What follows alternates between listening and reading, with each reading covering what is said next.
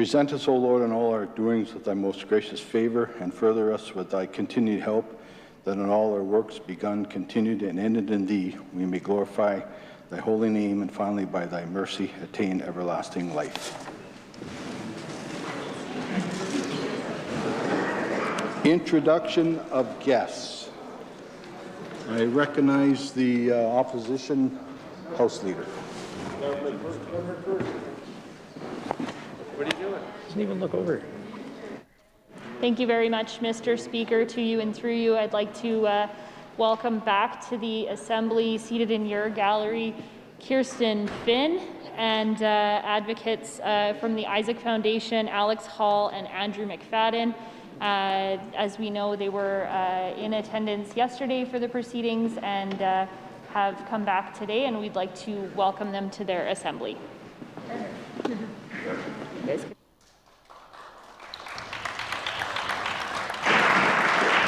I recognize the Minister of Health. Thank you, Mr. Speaker. I'd like to join with the member opposite in welcoming Kirsten and Mr. McFadden here to their assembly. I had an opportunity to be able to chat with them yesterday, Mr. Speaker, and I just want to say welcome to the Legislative Assembly. Thank you, Mr. Speaker.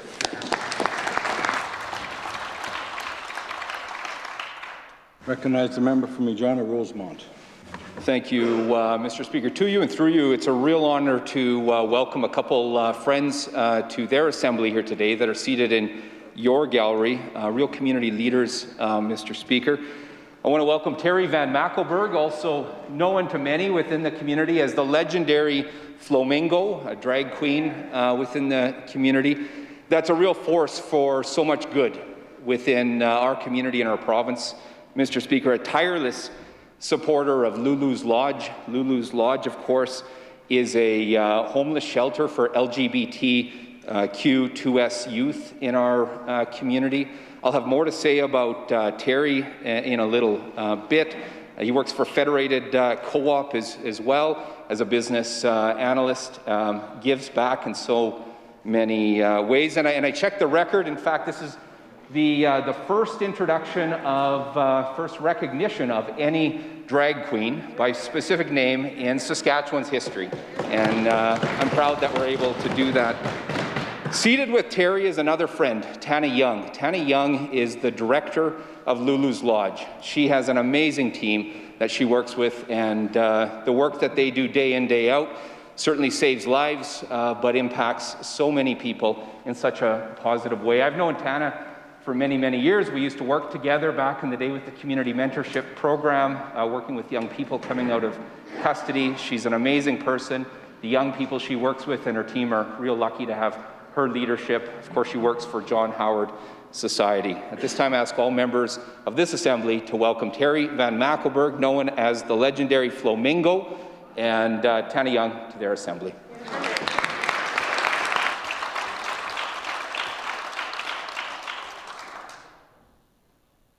Recognize the Minister of Saskatchewan. Speaker, I request leave for an extended introduction.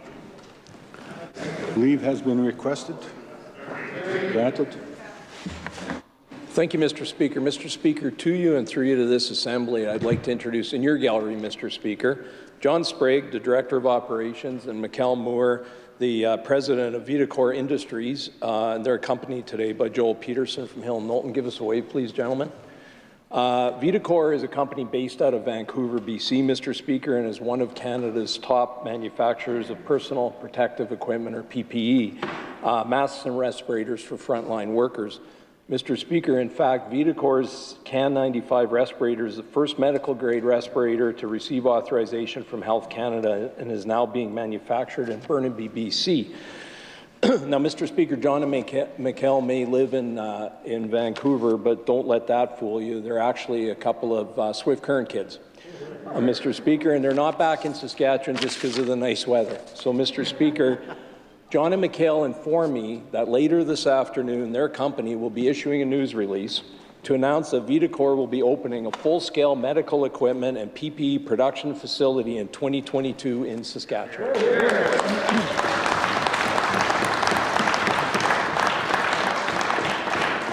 Mr. Speaker, this new facility will manufacture PPE masks and respirators and is expected to scale up to 100 jobs in the next 24 months. That's not all, Mr. Speaker. Vitro will also be expanding its recycling program for single-use masks and respirators in a pilot program with the Saskatchewan Health Authority. Vitro's recycling program is the first of its kind in Canada and aims to reduce the waste created by single-use PPE.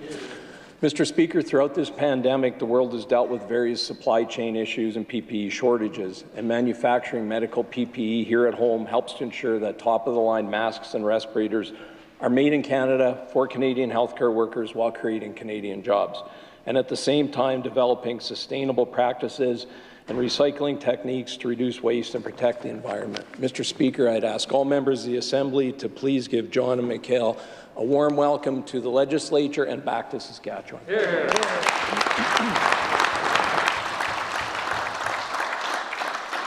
Recognize the member from Regina University. Thank you, Mr. Speaker.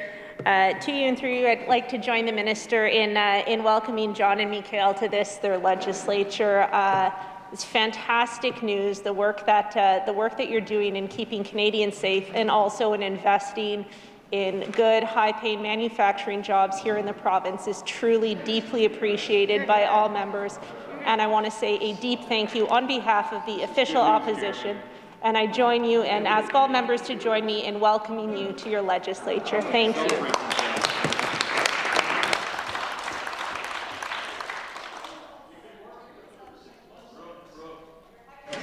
Presenting petitions.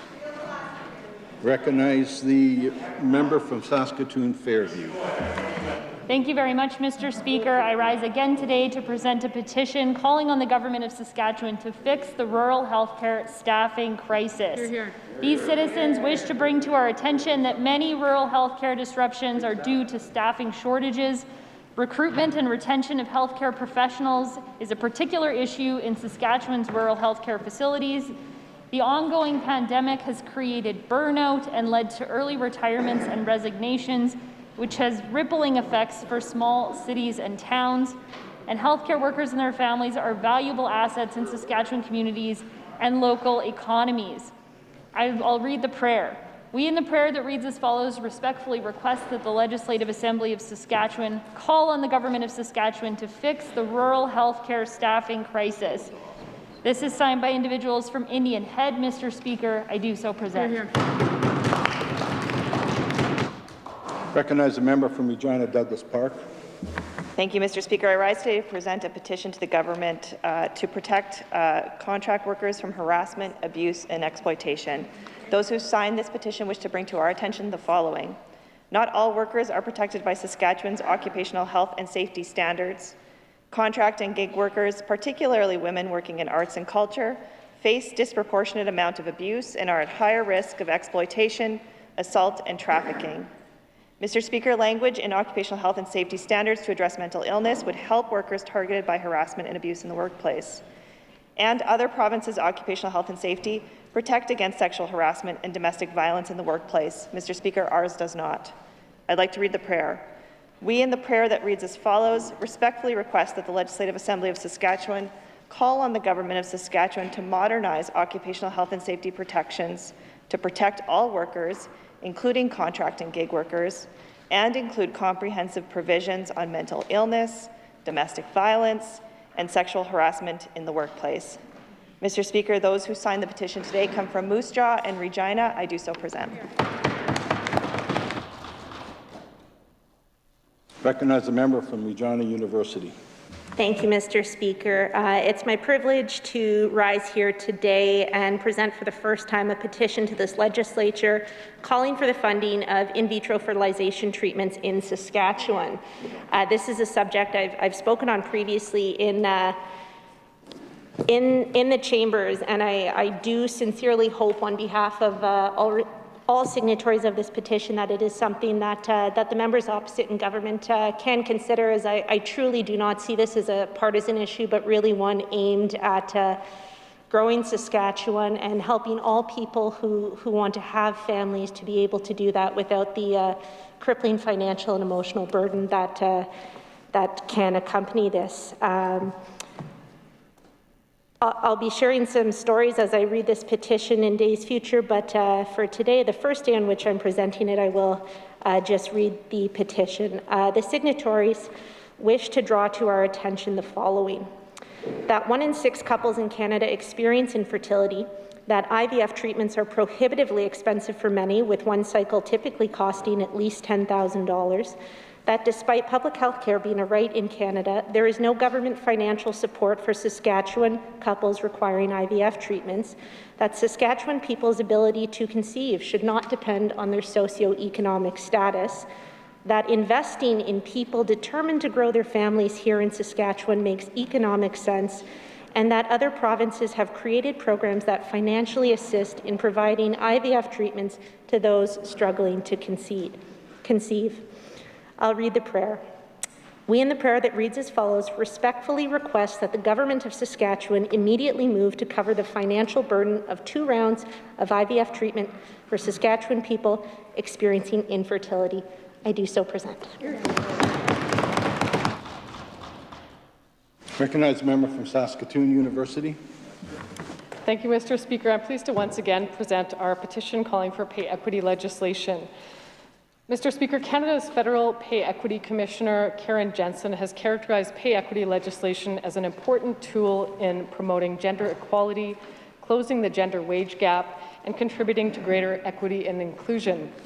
Canada's Pay Equity Act officially became law on August 31st of this year. It's time for Saskatchewan to follow suit and implement pay equity legislation for the women of our province. Those who have signed the petition would specifically like to bring to our attention the following points.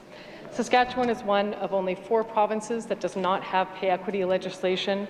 The Saskatchewan Human Rights Commission has recommended proactive and comprehensive pay equity legislation, which has not been pursued by the Government of Saskatchewan.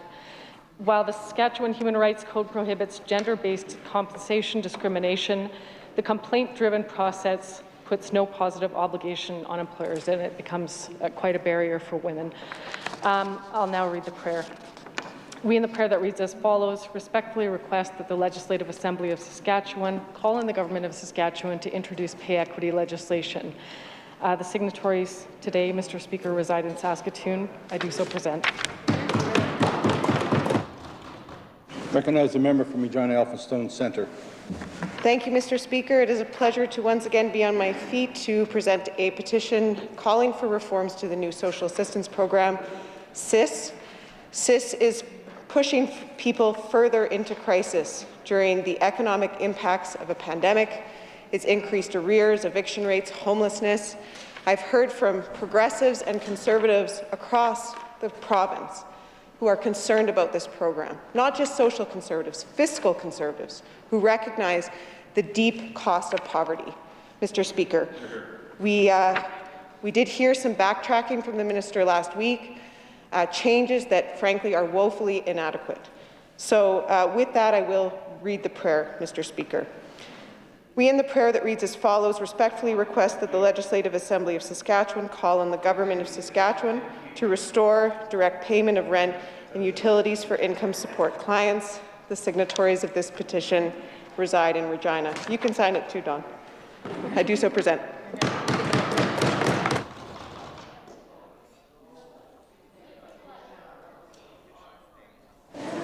Recognized member from Saskatoon Centre. Miigwech, Mr. Speaker.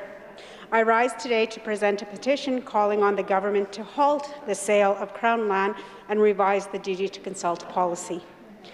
The Crown land we still have must be protected for First Nation and Métis people so that we may continue to exercise our inherent right to hunt, fish, and gather. Indigenous people in this province must have the first right of refusal when Crown lands are being considered for sale.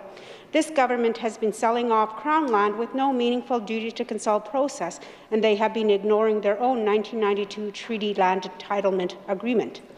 The current duty to consult policy is outdated and does not reflect the TRC's calls to action and UNDRIP.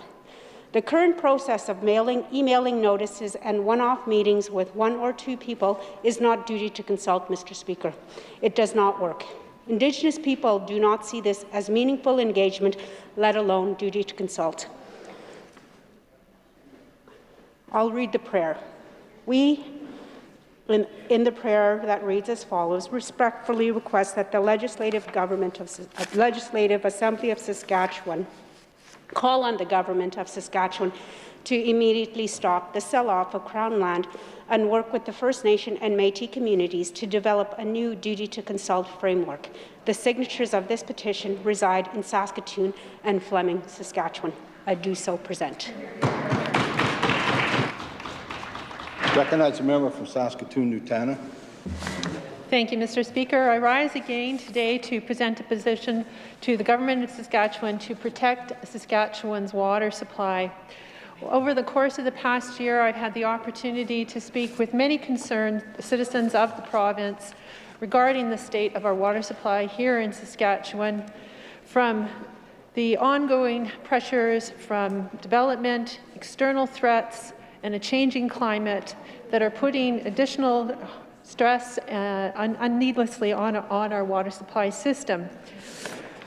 The undersigned residents of the province wish to bring to your attention the following: that water is essential for human health, recreation, health of our ecosystems and our economy; that research from the University of Regina shows the water quality of Saskatchewan's lakes is getting worse; that the provincial auditor has pointed out that Saskatchewan's lack of a wetland policy negatively impacts water quality, and that significant work remains to better regulate drainage; that Saskatchewan sat idle as our water supply was threatened by the Government of Alberta's decision to rescind their coal development policy, and the provincial government needs to take an active role in opposing policies that have downstream impacts on Saskatchewan rivers and deltas.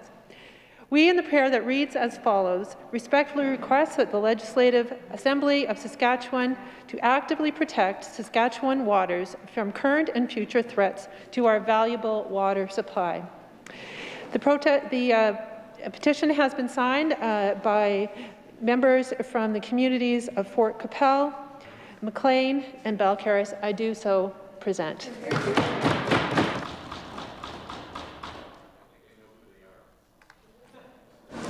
Reading and receiving petitions. Statements by members. I recognize the member from the Battlefords.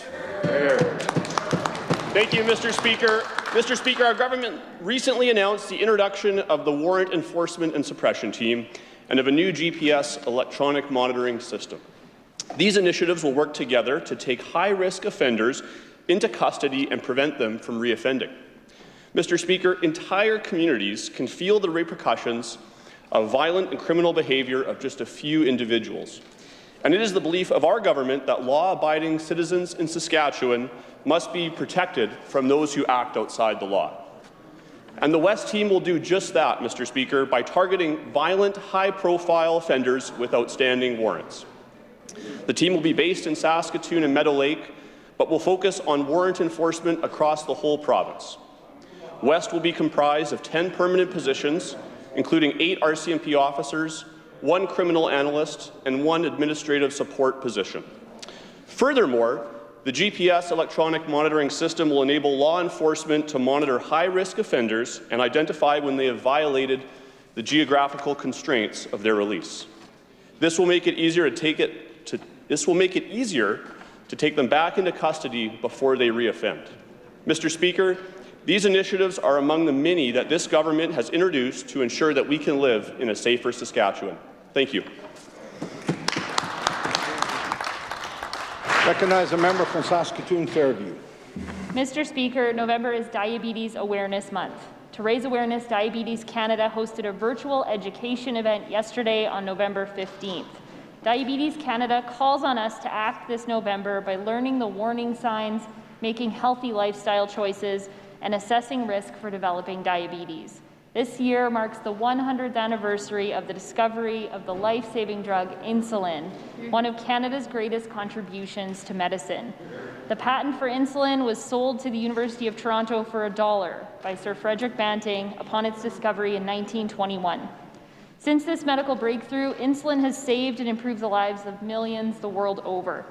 While insulin is not a cure for diabetes, With support of the good work being done by advocacy groups, researchers, and experts, we are hopeful to one day have a cure for this disease. It's currently estimated that 327,000 people are affected by diabetes in Saskatchewan alone. The direct cost of diabetes to our healthcare system is over $100 million, and that is expected to rise 30% in the next decade.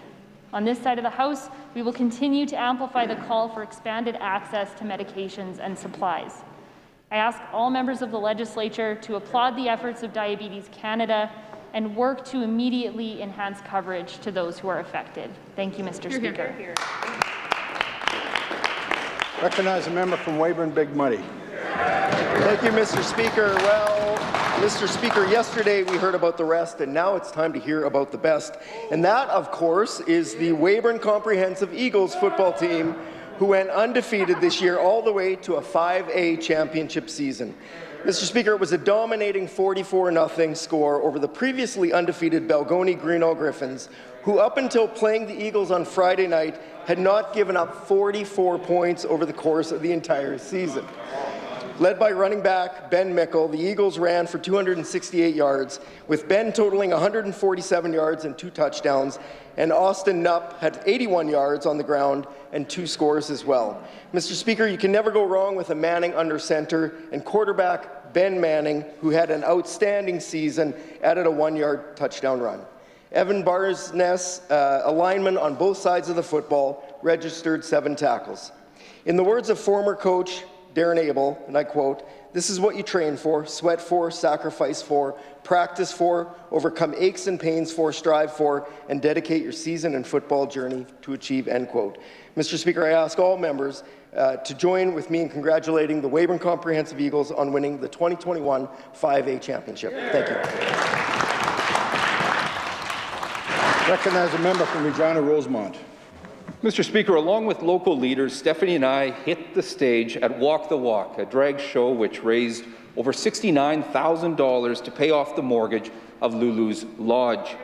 Lulu's is a homeless shelter for LGBTQ2S youth in Regina.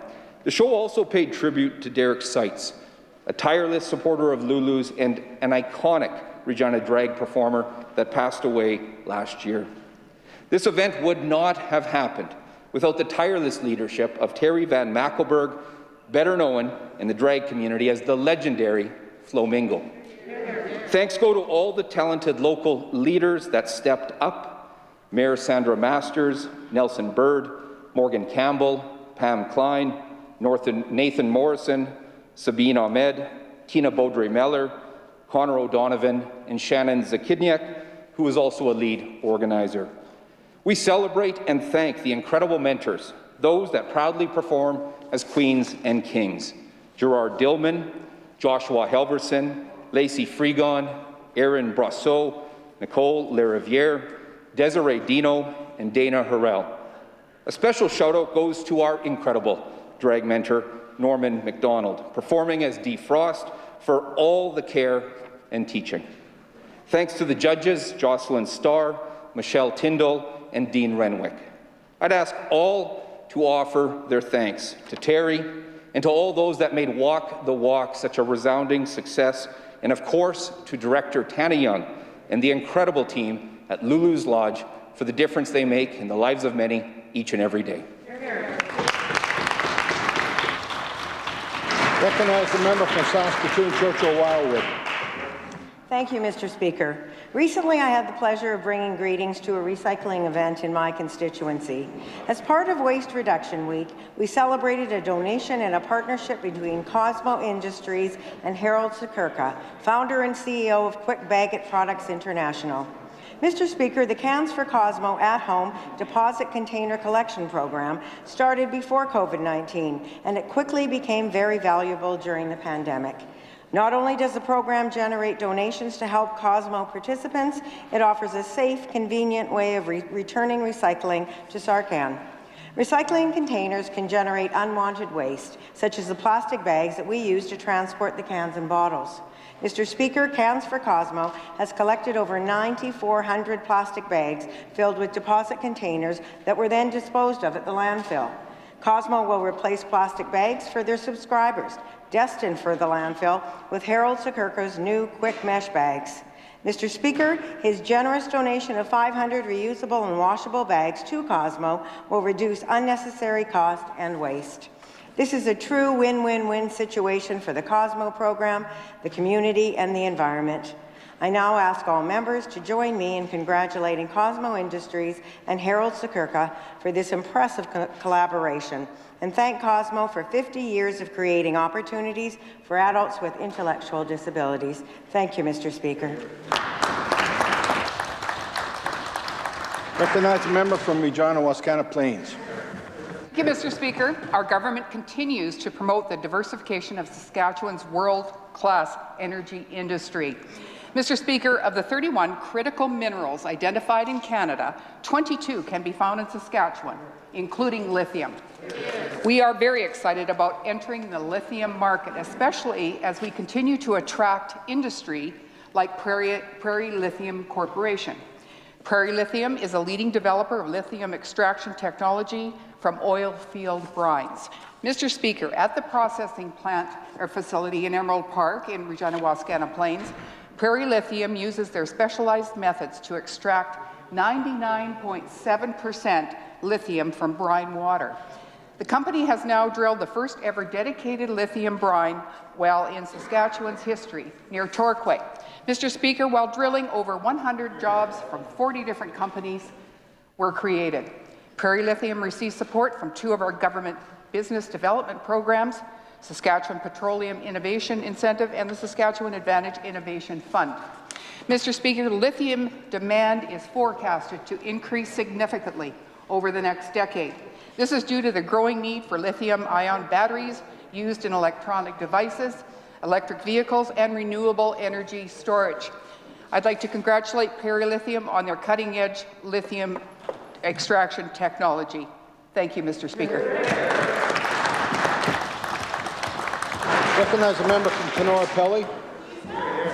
Thank you, Mr. Speaker. Yesterday, the member from Regina University seemed surprised by one of her own past tweets about CFIB and small business in general. The opposition even challenged the House Leader to table those statements, which gladly he did. Since the members opposite were so interested, I thought I'd read them into the record. On March 25, 2020, early in the day of the pandemic, she felt it was a good time to take a Twitter and attack organizations of the CFIB. Quote, "It's almost like you pay into these business lobbies for nothing but outdated advocacy, no accountability, and unresponsive member services." A few months later, on July 17, 2020, she tweeted, quote, "Imagine being the CFIB and getting to work every day and lie," unquote. Not content with discrediting the hard work of an organization that represents 4,300 small businesses in our province, on July 27, 2020, she decided to criticize some of those businesses more directly. Quote, "I have to assume anyone who claims they can't afford to pay more than a minimum wage is either bad at business, wildly undercharging, and/or dishonest," unquote. Now that the NDP has decided to pretend that they support small businesses, maybe the leader of the opposition could start today by apologizing for his member, calling them dishonest, unresponsive, overpaid liars. Will he do that? We're about to find out.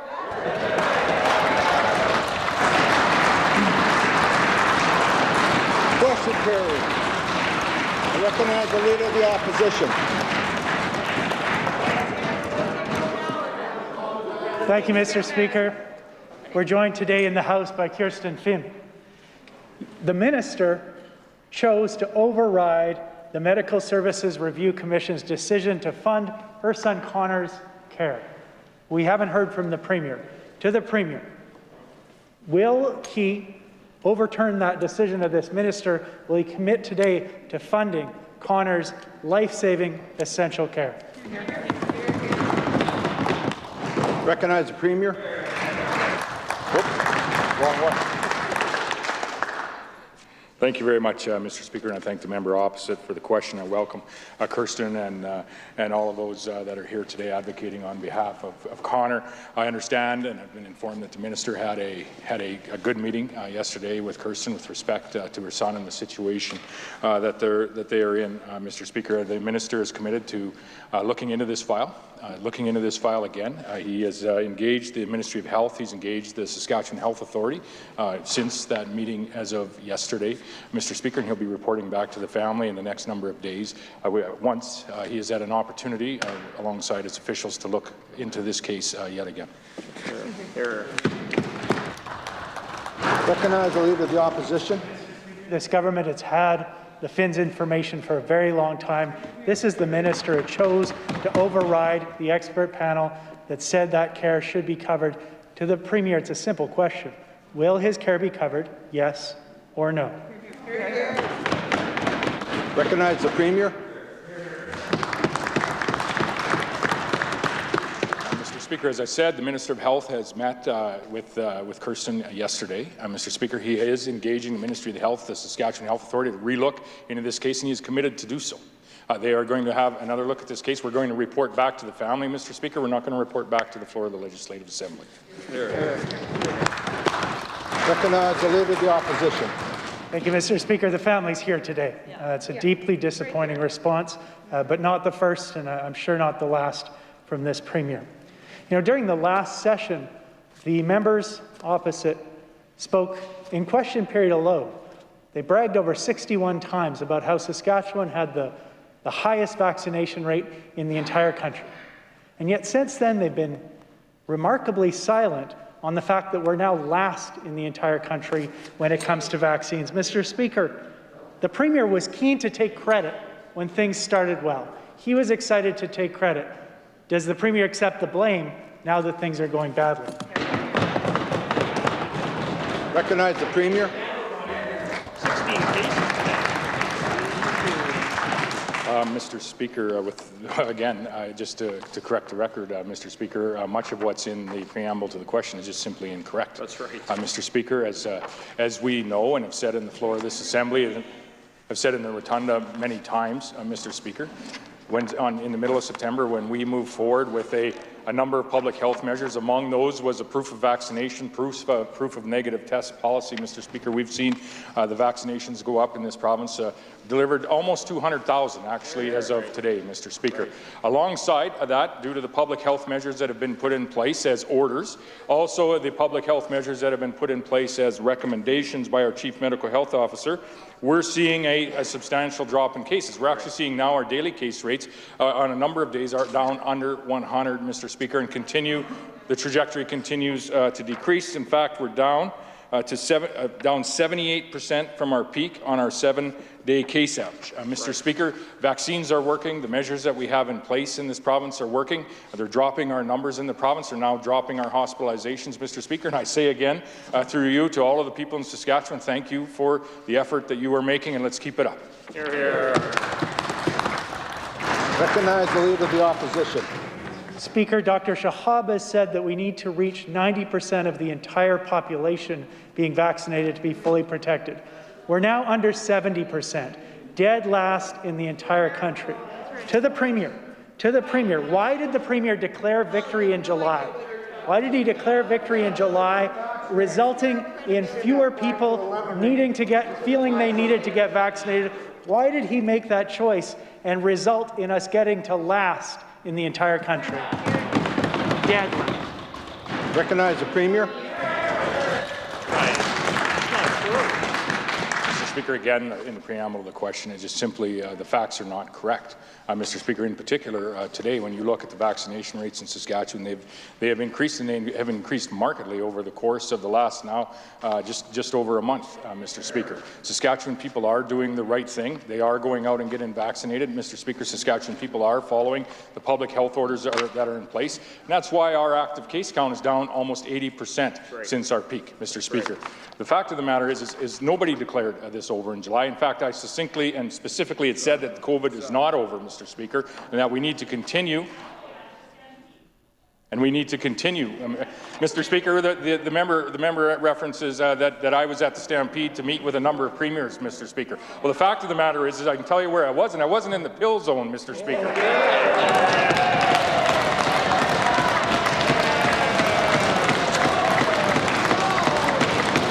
Mr. Speaker, we see the members opposite that want to shut down wide swaths of our communities, Mr. Speaker.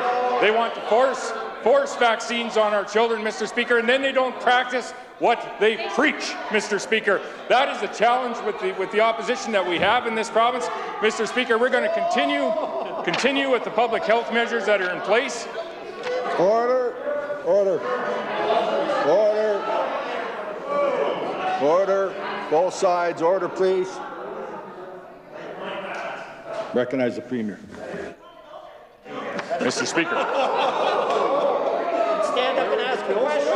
Mr. Speaker, we are going to continue with the measures that are in place. They are working. They're dropping our case count almost 80%, increasing our vaccination rates in the province. Again, I say, unlike the members opposite, thank you to Saskatchewan people for the effort they're making.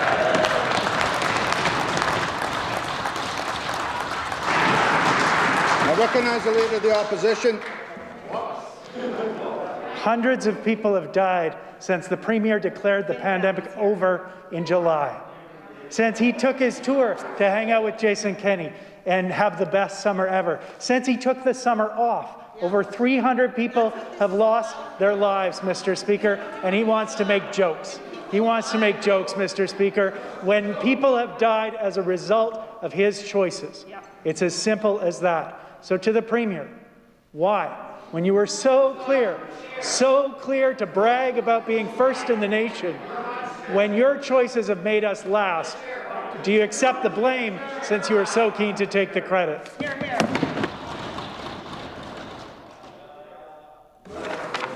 I recognize the Minister of Energy and Resources. Mr. Speaker. Wow, what we did, what the Premier did during the summer, I can tell you it was no summer vacation, Mr. Speaker. We know talking about the economy makes them mad over there, and certainly economic success, you can almost hear them stewing. Oh, another announcement. Yeah, right. But let's talk about jobs, Mr. Speaker. Jobs the member for Saskatoon-Nutana called crumbs. If it isn't a windmill, it's somehow subpar. New operations, expansions, mills and mines announced over the summer will create more than 9,500 jobs, Mr. Speaker, this year and going forward. BHP, OneSky, Vitro, North American Helium, on and on. Mining and timber allocations announced this summer, Mr. Speaker, have made Northern Saskatchewan a leading job creator in the country. That's according to Stats Canada. Let's talk about new emerging areas, Mr. Speaker. Helium, lithium, and building on our existing strengths, the amazing economics and environmental footprint of CCS enhanced oil recovery, which we stand behind. What we do every day in this... I recognize the Leader of the Opposition. Mr. Speaker, we're talking about the human cost of this Premier's choices, and they try to switch the channel to economic stories, Mr. Speaker. Here's the question. Are you trying to tell us, is the Premier trying to tell us that we can't grow the economy and protect public health? Or is he trying to say that all of these deaths were worth the cost? Recognize the Premier.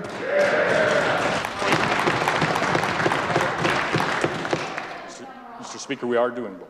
Mr. Speaker, when we do have a number of public health measures in place, Mr. Speaker, including that proof of vaccination, proof of negative test policy, that are increasing our vaccines, Mr. Speaker, and pushing our COVID numbers down, pushing our hospitalization numbers down, and keeping people safe in this province. And it's only due to the fact that people in this province are adhering to the public health measures that are in place, Mr. Speaker, and that ultimately are being recommended by our Chief Medical Health Officer.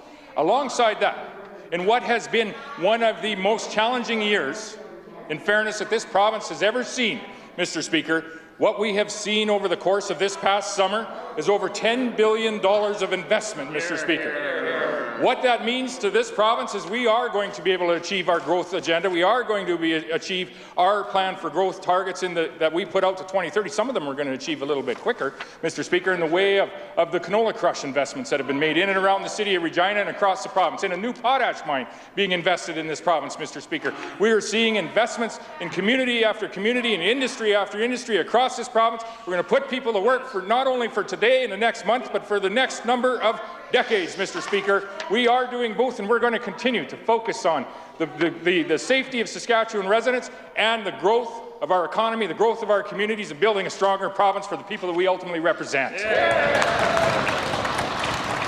Recognize the Leader of the Opposition.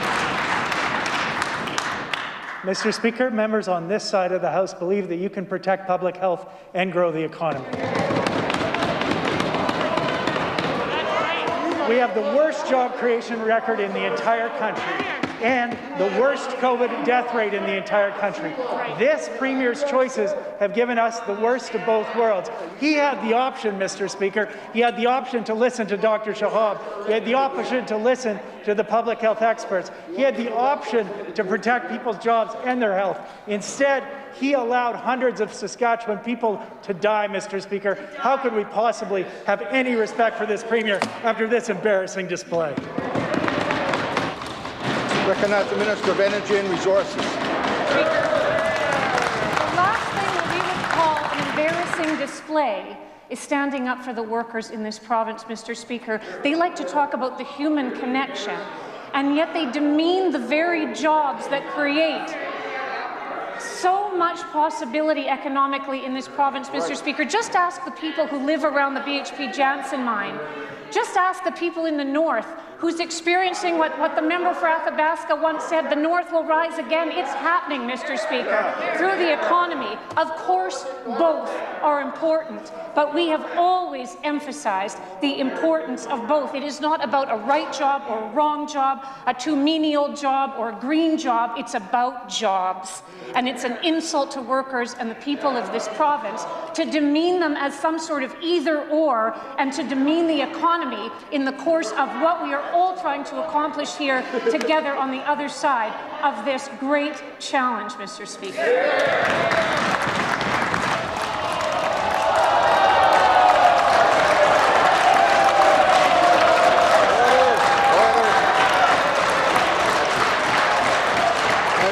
I recognize the member from Regina Rosemont.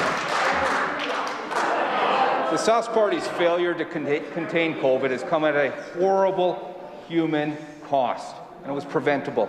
Beyond this inexcusable human cost, there's a cost to our public finances. To the Finance Minister, how much has the Sask Party's failure to contain COVID cost our public finances? Recognize the Minister of Finance. Mr. Speaker, as the member opposite well knows, we had committed to make the dollars available for whatever it would take for health care and for any of the other ministries in order to address the challenges of COVID.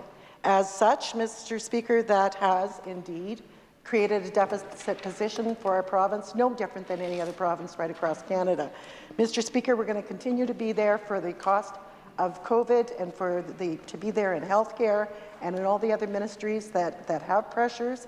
And he's going to see an update on those numbers very, very shortly when we release the second quarter. Hear, hear, hear. Recognize the member from Regina Rosemont. No answer, Mr. Speaker. To the Minister, in addition to the horrible and preventable human cost, we'll break it down a little bit. How much does each COVID hospitalization cost?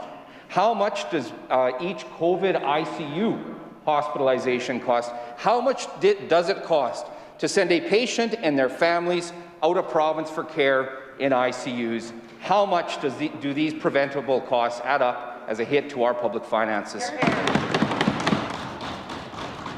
Recognize the Minister of Finance. Mr. Speaker, the member opposite knows full well that that type of detail couldn't possibly be brought into the floor without binders and binders. However, there was $397.7 million spent in healthcare, $96 million spent in education, $26 million spent on vulnerable population, and then $15 million for Vitro Intervac to help them create a vaccine, Mr. Speaker.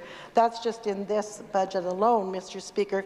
But that is the reason why the announcement made by the member just previously, all of that economic growth is so important. It's so that we will have the money to do this, and that is why we're focused on both. What we need to do to address the pressures of COVID, but what we also need to do to grow this economy so we can pay for those pressures. Recognize the member from Regina Rosemont. Not a surprise, Mr. Speaker, but the Minister of Finance ought to know those numbers. They ought to know the costs of their mismanagement. On top of the horrible human cost, how much did the preventable kneecapping of our health system cost to suspend surgeries, procedures, and organ donations? And how much more will it cost to ramp those back up and to get us back on track? Recognize the Minister of Finance. Mr. Speaker, it's kind of humorous coming from a member who couldn't even cost their platform in the election, that they want such detailed numbers here on the floor of the Assembly. There is committee where we will be have the ample opportunity to ask those detailed questions. I don't know what per bed cost in our healthcare system, Mr. Speaker, and he knows that. Mr. Speaker, what he also cannot answer is how they would pay for all of the things that they have suggested that we spend more money on. They have no clue where that money is going to come from. They don't want to see debt. They don't want to see a deficit budget, but they also don't want to grow the economy because they don't know how. Recognize the member from Regina Rosemont. No answers, Mr. Speaker, from the Finance Minister with respect to the costs of their mismanagement, the horrible human cost and the financial cost as a result of the mismanagement. We have the Health Minister, of course, yipping from his seat while he failed Saskatchewan people so miserably in this province. The pandemic isn't just taking a toll on our public finances and on people's lives, it's taking a hit, it's impacting our economy. TD and RBC have recently slashed their projections for economic growth this year, showing that nearly $2 billion less in the economy is expected with that downgrade. That reduces revenues to government and it makes it harder to pay for the things we need. How much will the hit on our economy resulting from the failure to contain the COVID fourth wave cost us in lost revenues to our public finances? Recognize the Minister of Finance. Mr. Speaker, the member opposite well knows that our province has one of the lowest debt-to-GDP ratios in the country, Mr. Speaker. Mr. Speaker, that is not mismanaging.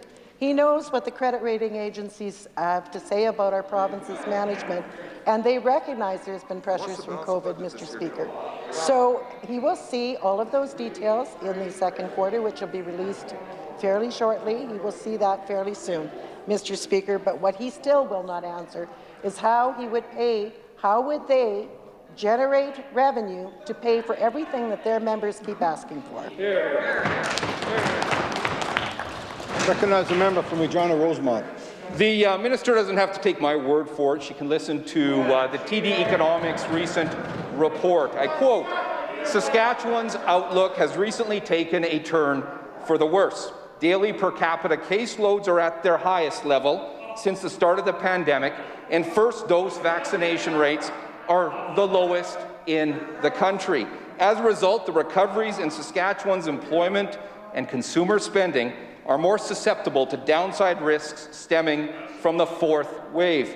To rub salt to the wound, Saskatchewan's labour market performance was already at the lower end of the provincial leaderboard this year. Those aren't my words. Those are TD Economics in their most recent report. Can the Finance Minister tell us what the cost to our public finances has been for their disastrous management of the COVID fourth wave? Recognize the Minister of Trade and Economic Development. Well, Thank you very much, Mr. Speaker. And I would begin by noting that the member for Rosemont said he was surprised. I'll tell you, the entire chamber was surprised by something. He got to his feet, Mr. Speaker. And he got it. He got a wonderful ovation. It wasn't quite a standing ovation, Mr. Speaker, but we were very pleased to see him actually get up. And I think we know why he is not allowed up by the Leader of the Opposition. He's a bit better at this than the Leader of the Opposition is, Mr. Speaker. So I want to say thanks to my friend from Rosemont for getting up and giving the opportunity to talk about some great economic news here in Saskatchewan, Mr. Speaker. Just yesterday, updated information. He was quoting stuff from months ago, Mr. Speaker. Here's real-world data, Mr. Speaker, from yesterday. Manufacturing sales in this province, over the course of the last year, how much did they go up, Mr. Speaker? Not 10, not 20, not 30, not 40%, 53%, Mr. Speaker, in the last year. And that is real, Mr. Speaker. That is farm equipment being manufactured in this province, putting to work hundreds and thousands of people, Mr. Speaker. I will take that real-world investment over his numbers any day of the week. Yeah.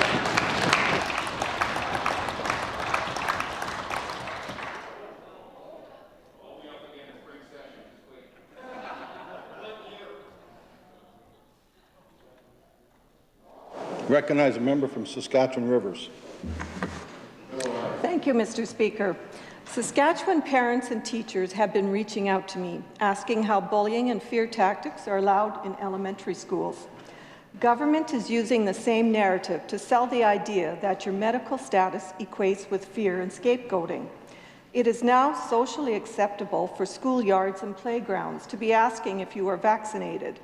It was socially taboo to ask someone about their medical procedures, and it was considered private. When did this change come about? And how did children get pulled into this narrative? It's very alarming. Teachers and parents are worried about the quality of education provided and learning environment in today's restrictions, censorship, and persecution amongst society. How does these bullying tactics improve the Saskatchewan education system? Thank you.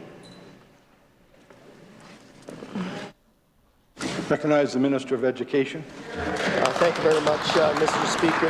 Mr. Speaker, the mental health and well-being of our students is certainly one of the high priorities of this school year. It has been in the past, but when we worked with our partners in school divisions and as well other stakeholders in the education sector, we decided on 3 priorities for an interim educational plan this year, and one of those priorities would be mental health and good mental well-being for our students and our staff. That's why we're putting additional resources in things like Kids Help Phone. That's why we're ensuring that there's at least one adult in every school in this entire province that has mental health first aid training. That's why we are launching a campaign to encourage students to take a healthy break from social media from time to time, Mr. Speaker. All of these initiatives and more, including mental capacity wellness capacity building, is a good program that we have in a number of schools, Mr. Speaker. That's why we're working very hard to ensure that our mental health of our students is a high priority. Thank you. Recognize the member from Saskatchewan Rivers. Thank you, Mr. Speaker.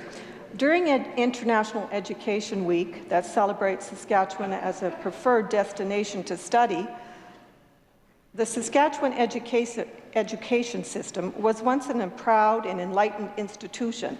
How does the government equate coercion, bullying, and restrictions with a safer, healthier, and more responsive learning environment? Does this enhance the province's reputation as a destination of choice for international students?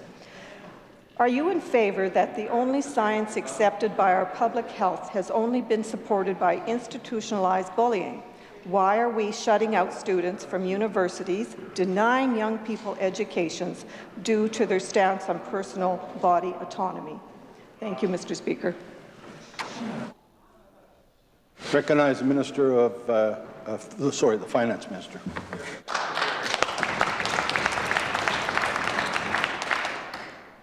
Mr. Speaker, we don't condone bullying or coercion in either our K-12 schools, our post-secondary schools, or any of our institutions. Good answer.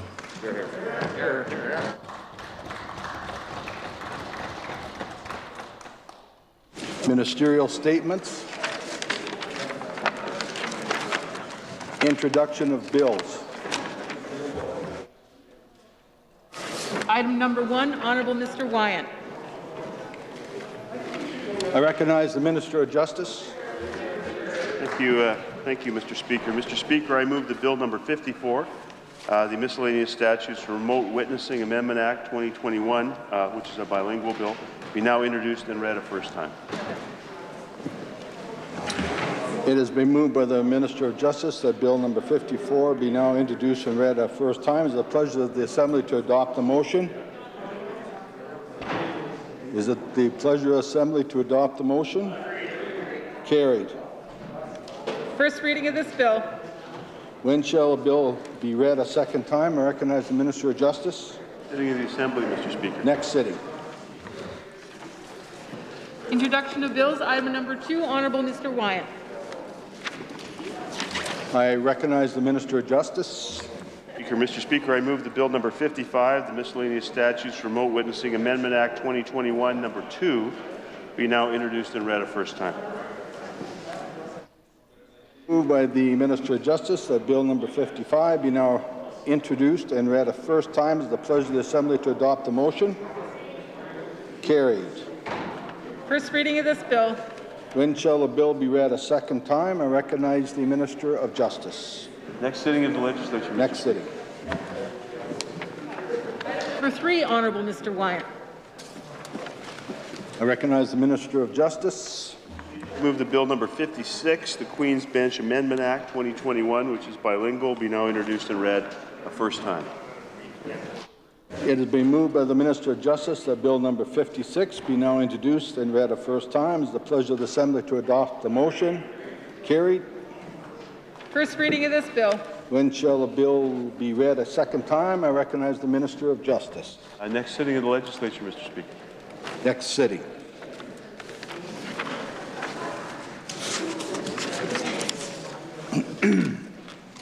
Presenting reports by standing and special committees.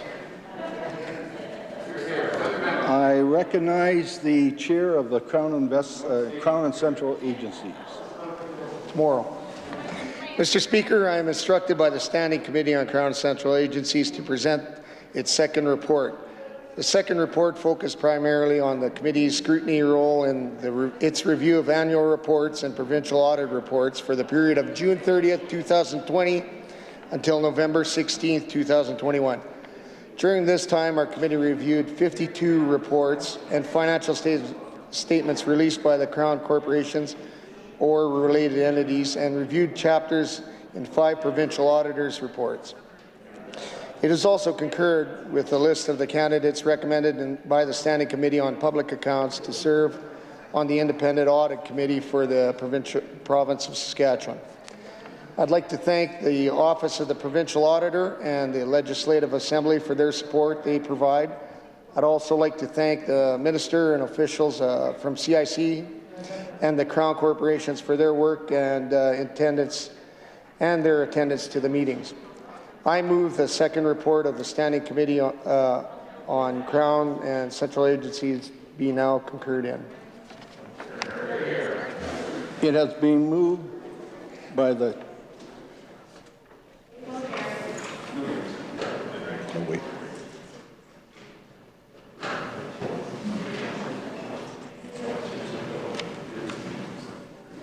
Big day here.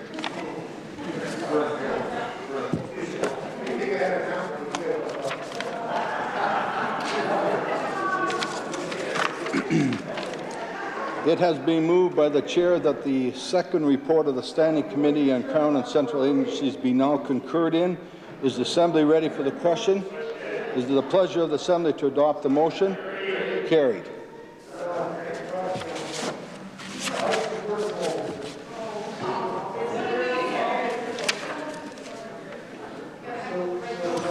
Orders of the day.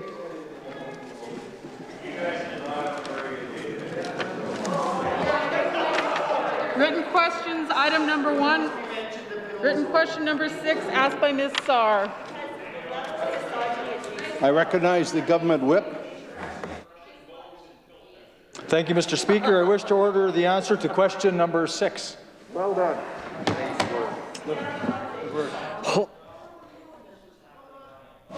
Question number 6 is ordered.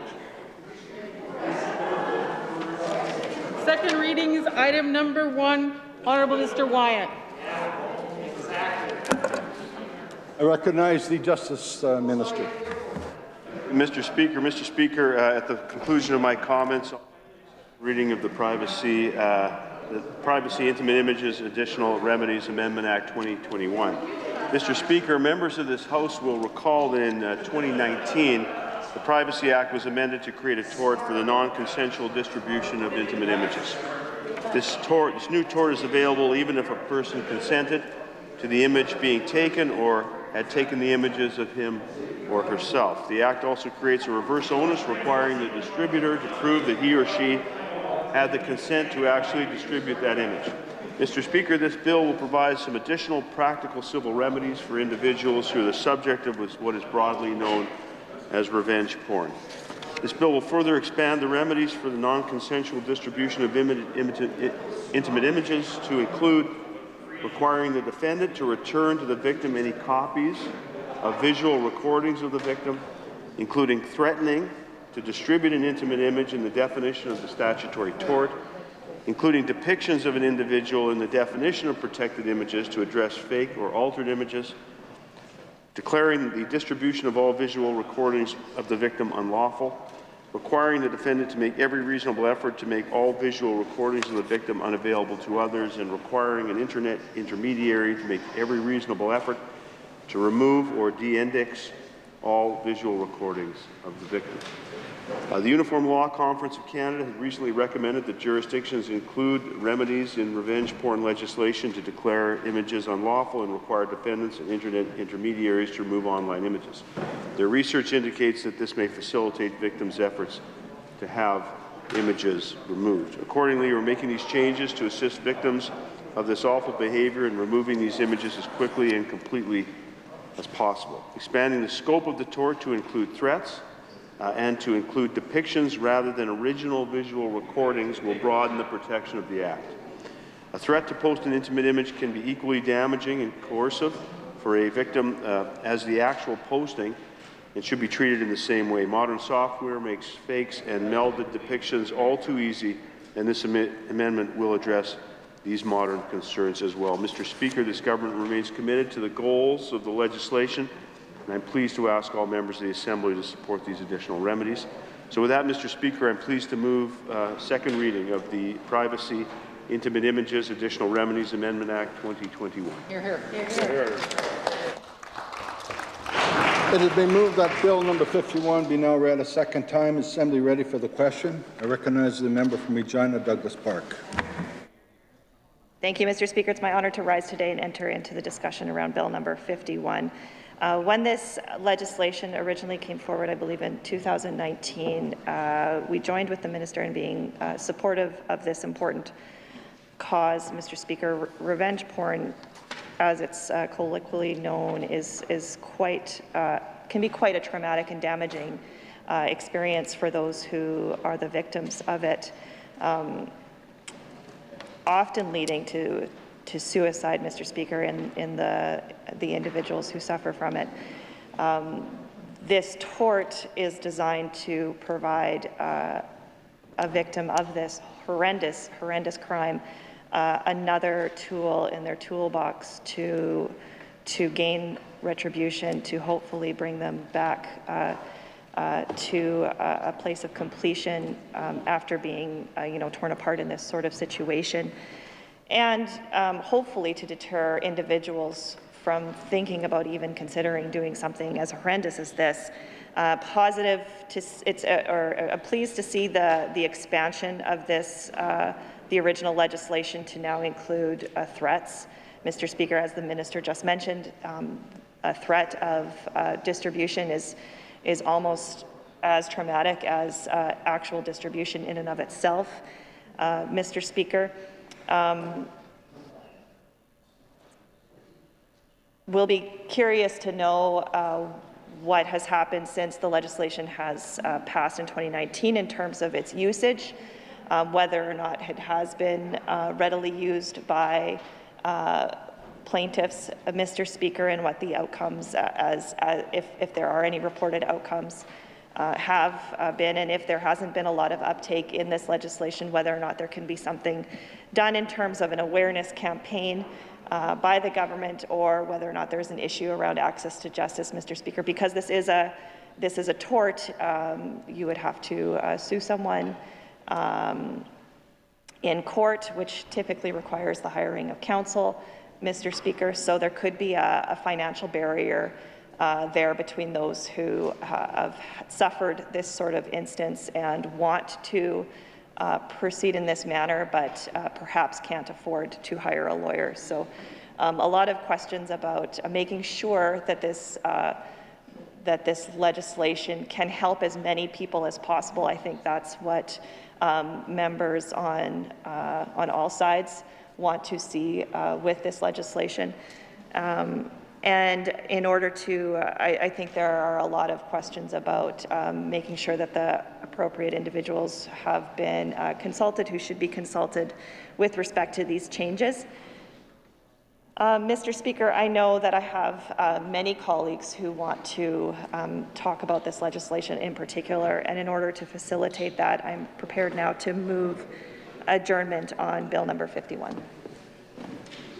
The member has moved to adjourn debate. It is the pledge of the Assembly to adopt the motion. Carried. Item number 2, Honourable Mr. Morgan. Recognize the Minister of SGI. Thank you, Mr. Speaker. I'm pleased to rise today to move second reading of the Automobile Accident Insurance Amendment Act 2021. Mr. Speaker, the Automobile Accident Insurance Act is the act that governs property damage insurance coverage and liability insurance. In addition to some housekeeping changes to update statutory references, there is one main change that I will highlight today, Mr. Speaker. The change, if approved, will ensure suspended drivers maintain insurance coverage when required to take part in SGI-mandated driver evaluations. In order to keep our roads safe, driving privileges are suspended under the Traffic Safety Act for several reasons.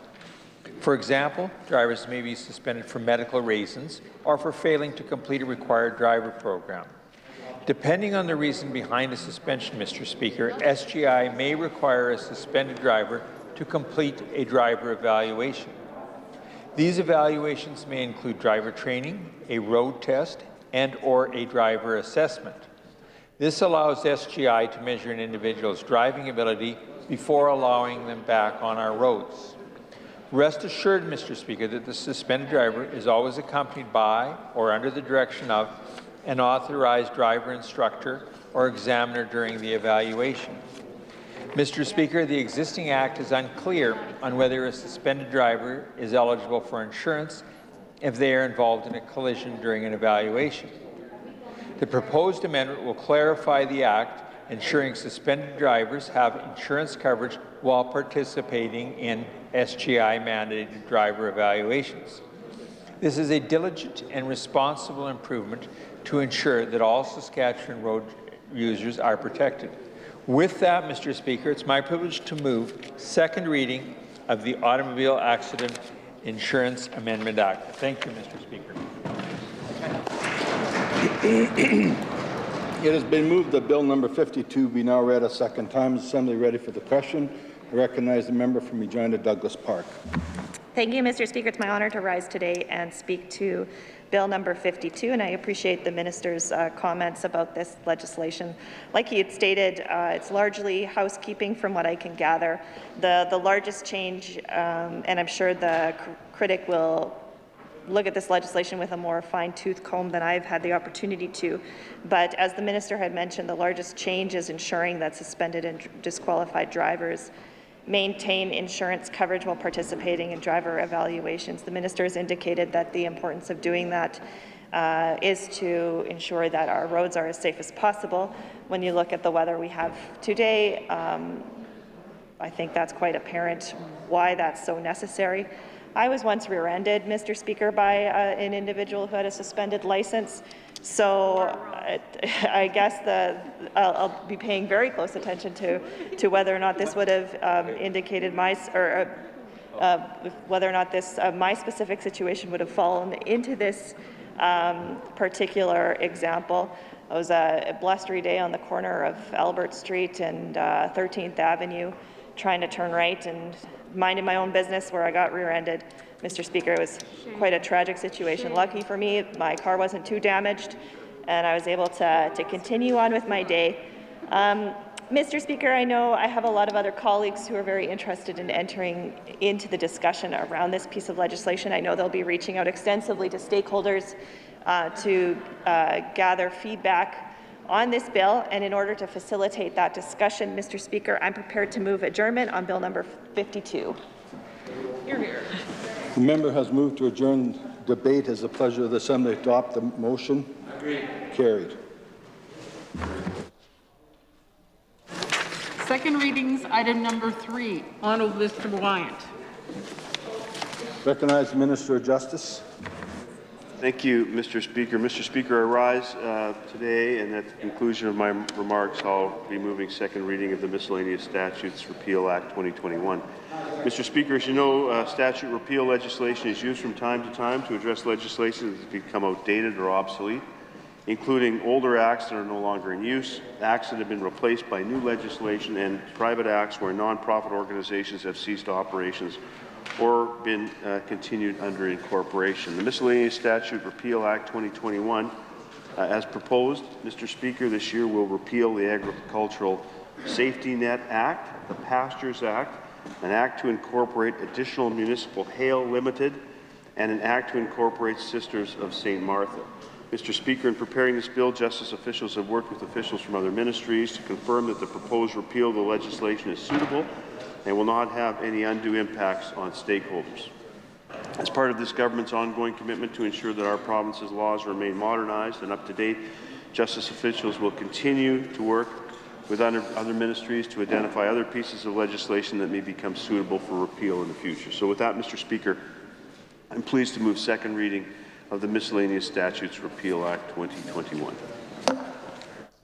It has been moved that Bill number 53 be now read a second time. Is the Assembly ready for the question? I recognize the member from Regina Douglas Park.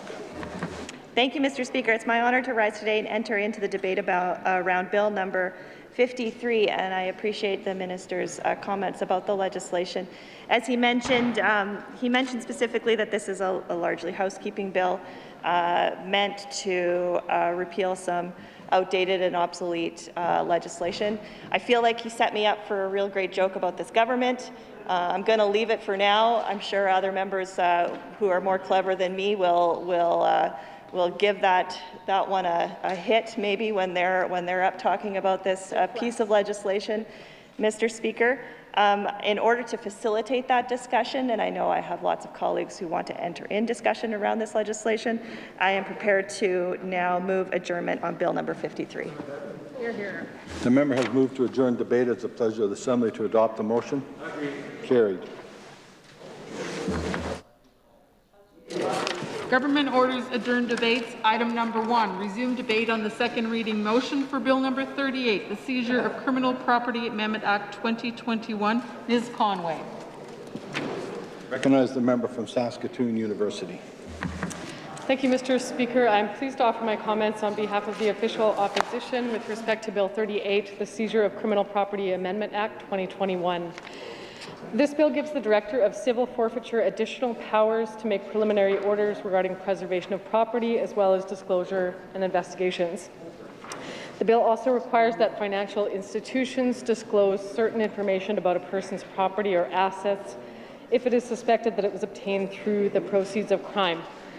The bill also contains new offence provisions for people that fail to disclose information or disclose information that is false or intended to mislead the Director. Mr. Speaker, the Minister noted that forfeited property or any proceeds derived from the sale of that property will become part of the Criminal Property Forfeiture Fund, which is used to support victims of crime, police operations, and community programming. I'd be very interested to know more about the breakdown here in terms of how it is determined to which stream these dollars are to be allocated. I know a couple years back there had been some concern expressed by one lawyer in particular who had argued, and I'm just going to find it here, that the police receive a portion of the profits from their own policing activity, and the lawyer from said that that creates an incentive for them to go after someone's property, and looked at it as policing for profit. So we've got a bit of concern there about that stream. Well, my colleague from Regina Elphinstone Centre had mentioned that she would like to see the proceeds from this fund directed to community-based organizations. I would echo that sentiment. Mr. Speaker, the Minister also noted that the purpose of this bill is to address money laundering, yet it's not immediately clear how significant of a concern money laundering actually is here in Saskatchewan. Don't have a lot of information presented on that, so that's also an area where a more fulsome explanation is warranted. We're also going to need some more information in order to properly understand why further powers for investigation have been deemed necessary by this government, which has not been specified. And we furthermore believe it is of utmost importance to have a full understanding of the extent to which these amendments will impact those who have limited means. As always, Mr. Speaker, we want to be sure that proper consultation with stakeholders has occurred, and our critic will be intent on determining this. Like, I note as well, when this legislation was expanded a couple years back, it was noted at that time that members of the criminal defense bar were not consulted on the changes where they should have been, so we've got a concern with past expansions of this legislation and insufficient consultation. So our critic is going to be undertaking much more detailed scrutiny in committee for this bill, Mr. Speaker, but I want to just note again, last time this legislation was expanded, some of the concerns that were outlined by members of the legal community in particular. The critic at that time had mentioned that the burden of proof on these is much lower than criminal proceedings. There's also not legal aid representation for this. She said some of the changes at that time reverse the onus, making the owner responsible for proving they should not lose their asset. Another lawyer, Derek Fromm, had noted these laws, including Saskatchewan's laws, basically overturn some of the great historic rights that we as Canadians hold. The province doesn't have to prove the property was part of criminal activity and does not require conviction before seizing money or property. So this is just an example of some of the concerns that were brought forward last time that we saw an expansion, as I said, of this legislation. And so definitely, here again, our critic will be going through this with a fine-tooth comb and be looking at it very closely once it proceeds to committee. So at this point, Mr. Speaker, I will move that we adjourn debate on Bill 38, the Seizure of Criminal Property Amendment Act 2021. The member has moved to adjourn debate. Is it pleasure of the Assembly to adopt the motion? Agreed. Carried.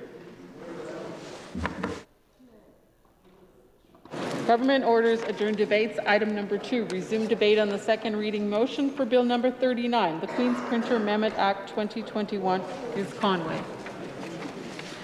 Recognize the member from Saskatoon Centre. Miigwech, Mr. Speaker.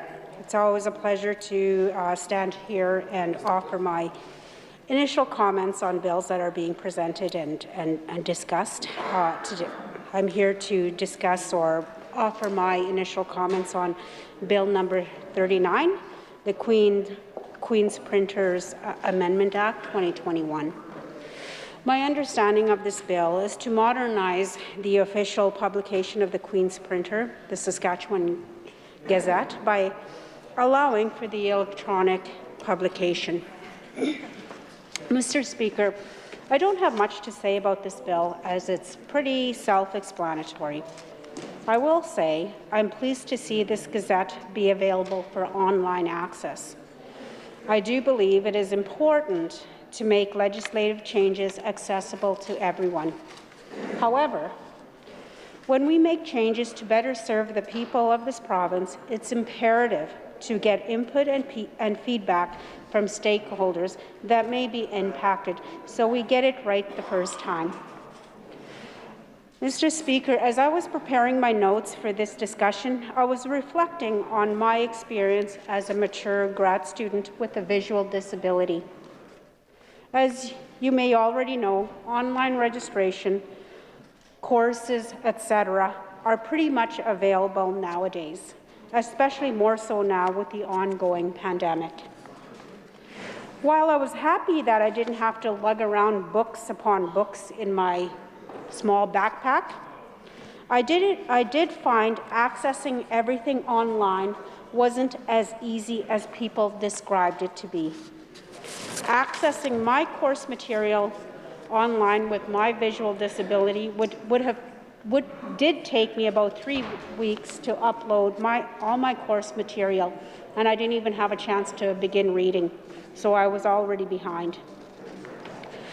So it would be safe to say, when I was a university student, I was a frequent flyer at the Student Disability Services and the Computer Tech Services because I needed special help to read my documents.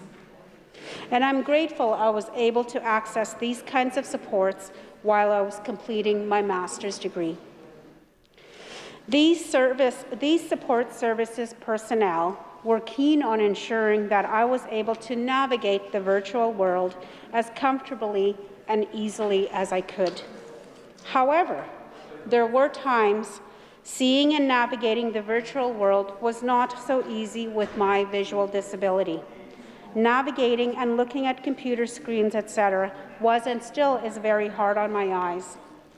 The university had to ensure they were meeting the various disability needs of their students. In my case, they needed to make sure that I, as a student with a visual disability, was able to navigate the online access services as easily and as comfortably as possible. You may be wondering how my experience as a grad student with a disability, visual disability, has anything to do with this Bill number 39. I share my experience with you to point out that it is very important to seek input from those with visual disabilities and those who may not have access to technology for online technology. Anytime we make changes that may impact those we serve, it is important we have meaningful consultations. I would hope consultation happens with those who also serve individuals with visual disabilities to ensure the Saskatchewan Gazette is accessible to all people. And one thing I'm very grateful for because of my visual disability, that this Saskatchewan Gazette would still be available for print. I would like to say and share that I am in favour of making changes to the Act to allow for electronic publication of the Saskatchewan Gazette. And so, Mr. Deputy Speaker, I take it, you guys all switch when I'm up. Deputy, Mr. Deputy Minister, Speaker, I move we adjourn debate on Bill number 39, the Queen's Printer Amendment Act 2021. The member has moved to adjourn debate. Is it pleasure of Assembly to adopt the motion? Carried. Government orders adjourn debates. Item number 3, resume debate on the second reading motion for Bill number 40, the Trespass to Property Amendment Act 2021. Ms. Conway. I recognize member from Saskatoon, Newtona.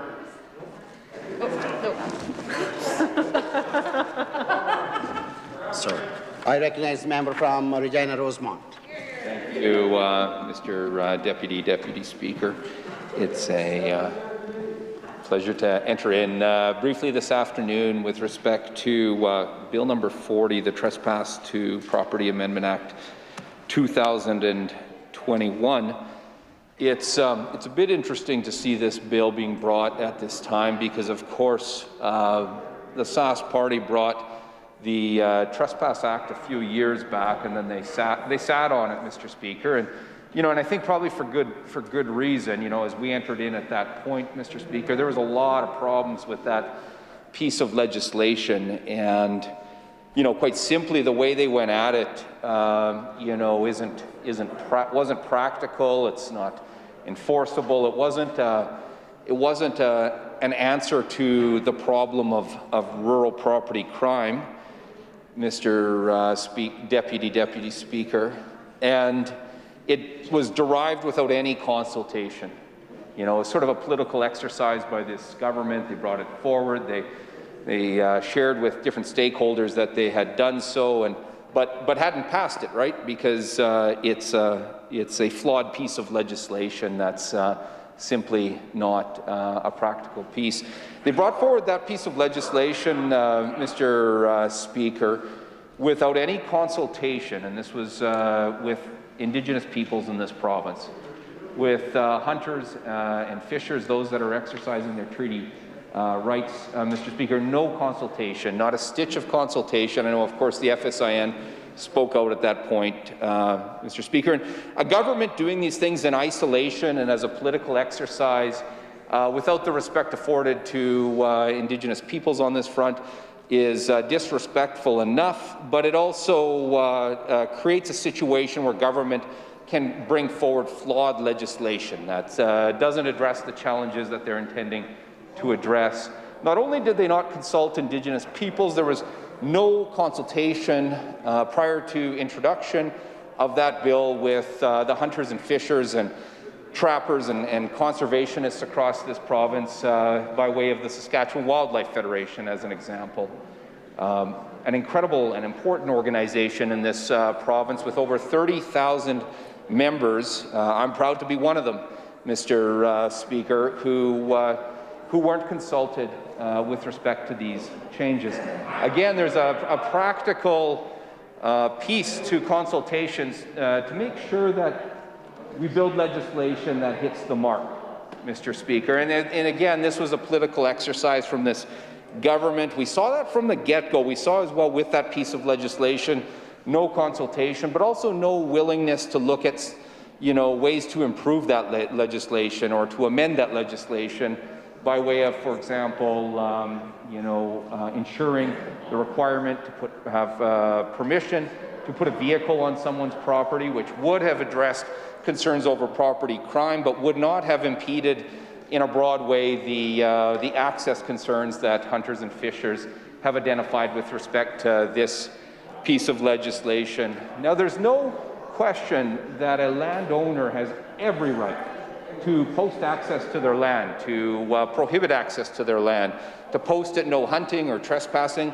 There's no question on that front. That's the right of every property owner throughout rural Saskatchewan. We support that. But what we don't support is the way this government's gone about building legislation that's not enforceable, not practical, that isn't a solution to the problems that they're addressing, and really it's been more of a political exercise.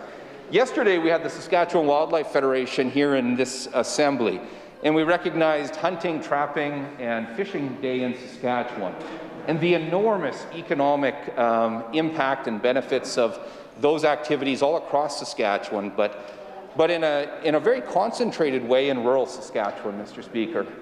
And this is important. It's important from a tourism perspective. It's important in placing dollars into the community. Certainly, you know, this week as we speak right now, Mr. Speaker, is opening week for white-tailed deer in southern Saskatchewan, and I'll be out with my son at some point on the weekend, and you know, I've been in conversation with the landowners that I'll go and access the land on, Mr. Speaker, but we'll go out there and enjoy those unrivaled natural assets that we have in Saskatchewan when it comes to the great outdoors, when it comes to hunting and fishing, and we'll also spend a few dollars out there in rural communities and connect with our rural friends this weekend, Mr. Speaker. But the piece of legislation that was brought by the government a few years back was a political exercise. That's why they sat on it. They now bring forward amendments here today. We will certainly, with with a lot of due diligence, we'll engage with stakeholders with respect to the measures that are brought forward here today. Certainly, we're committed to working to address rural property crime. We want to make sure common sense measures are advanced. We don't see some of the key pieces that are identified by stakeholders on this front being brought about in this legislation. So I think it misses the mark, Mr. Speaker, in stepping up to the challenge and making sure people have the safety and peace of mind that they deserve in addressing rural property crime. You know, we don't see any action from this government to address the root causes of crime, Mr. Speaker. We don't see them acting to address poverty. We don't see them acting to ensure decent jobs for folks that allow them to keep their heads above water. We don't see actions to meaningfully address the mental health and addictions crises that so many people face, Mr. Speaker. And there's real costs to not addressing the root causes on this front, and there are costs that are paid in human lives, horrible, tragic human costs, and then there are fiscal costs, because of course the short-sighted approach of this government on all of these fronts, as well as the deep cuts to things like social assistance of late through CIS, end up costing us all far more in the long run, cost our public finances, and of course cost people in a very human way, Mr. Speaker. So we'll continue to push for the needed action on these fronts to ensure the quality of people's lives, to protect life, and of course we're going to continue to push for the needed actions to address rural property crime, ensure the peace of mind and safety and security that rural people and landowners and farmers and Indigenous peoples across this province, from the far south to the far north in this beautiful province, deserve. Mr. Speaker, at this point in time, though, I'll adjourn debate with respect to Bill number 40, the Trespass to Property Amendment Act 2021. The member has moved to adjourn debate. Is it pleasure of Assembly adopt the motion? Carried.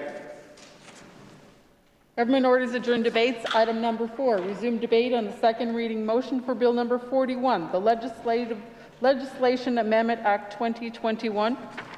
Ms. Nippy Albright. I recognize the member from Regina University. Thank you, Mr. Deputy Speaker. It's my pleasure to rise here today and enter into debate on Bill number 41, the Legislation Amendment Act 2021. Of course, this bill amends the Legislation Act and endeavours to maintain consistency with other jurisdictions and to continue the important work, as the Minister spoke of the ongoing modernization of the legislation in this province. It will, of course, as I believe was noted by the critic, allow for additional efficiency in making comprehensive, consequential amendments when several regulations require amendment, and I think we can all agree in this House that we are in favour of the modernization of legislation. It leads to increased efficiency, and this, as well as updated language, are critical updates to this specific piece of legislation, Mr. Deputy Speaker. I don't have significant concerns or comments to offer beyond that on this bill, so I'm happy to move to adjourn debate on Bill number 41, the Legislation Amendment Act 2021.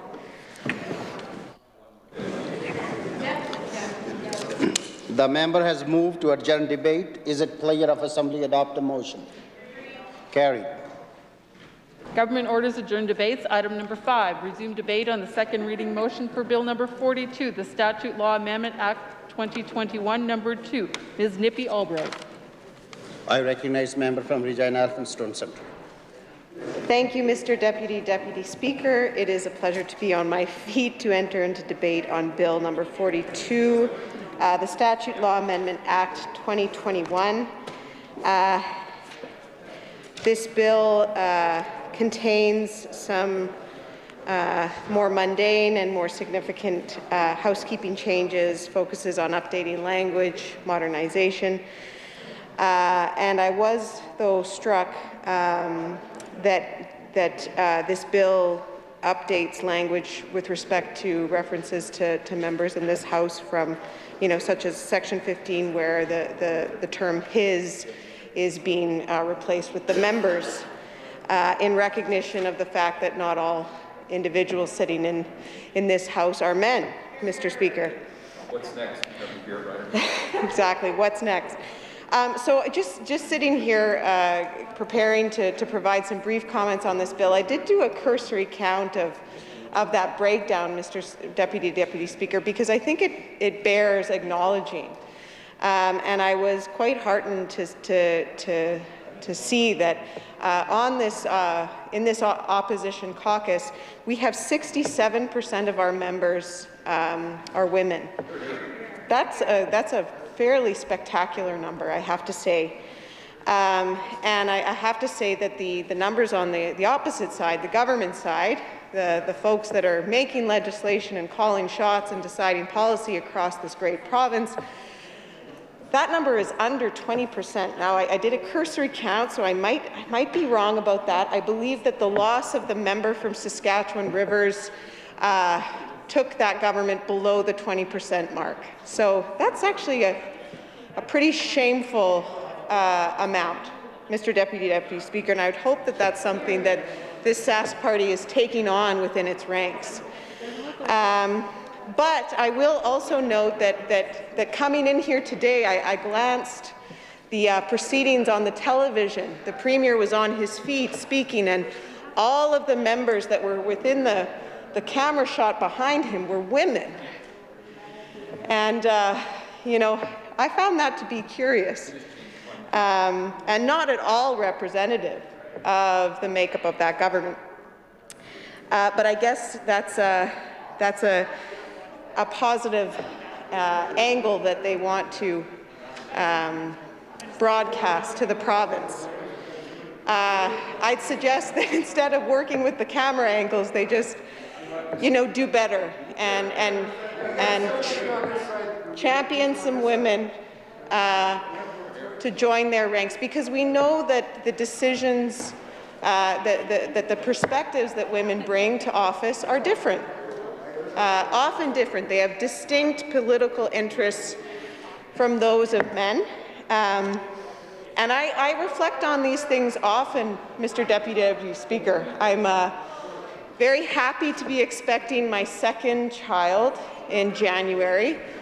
And, I'm so lucky that the member from Douglas Park, the deputy leader, came before me, a trailblazing women member of the Legislative Assembly, made history as the first female leader of the provincial NDP, one of the youngest MLAs, and those men over there are heckling, which I'm glad to see. I must be doing something right, Mr. Deputy Speaker. One of the youngest MLAs ever elected, and the first member of the Legislative Assembly to carry a baby while sitting in this House. Incredible, Mr. Speaker. And since then, on this side, she's had another. The member for Regina University, I think she missed meeting that criteria by about 24 hours. She had her baby before Election Day in 2020. Pretty wonderful. And I'm so glad that to be welcoming my second child into the world after a time when the member for Douglas Park fought for allowances in this House so that women could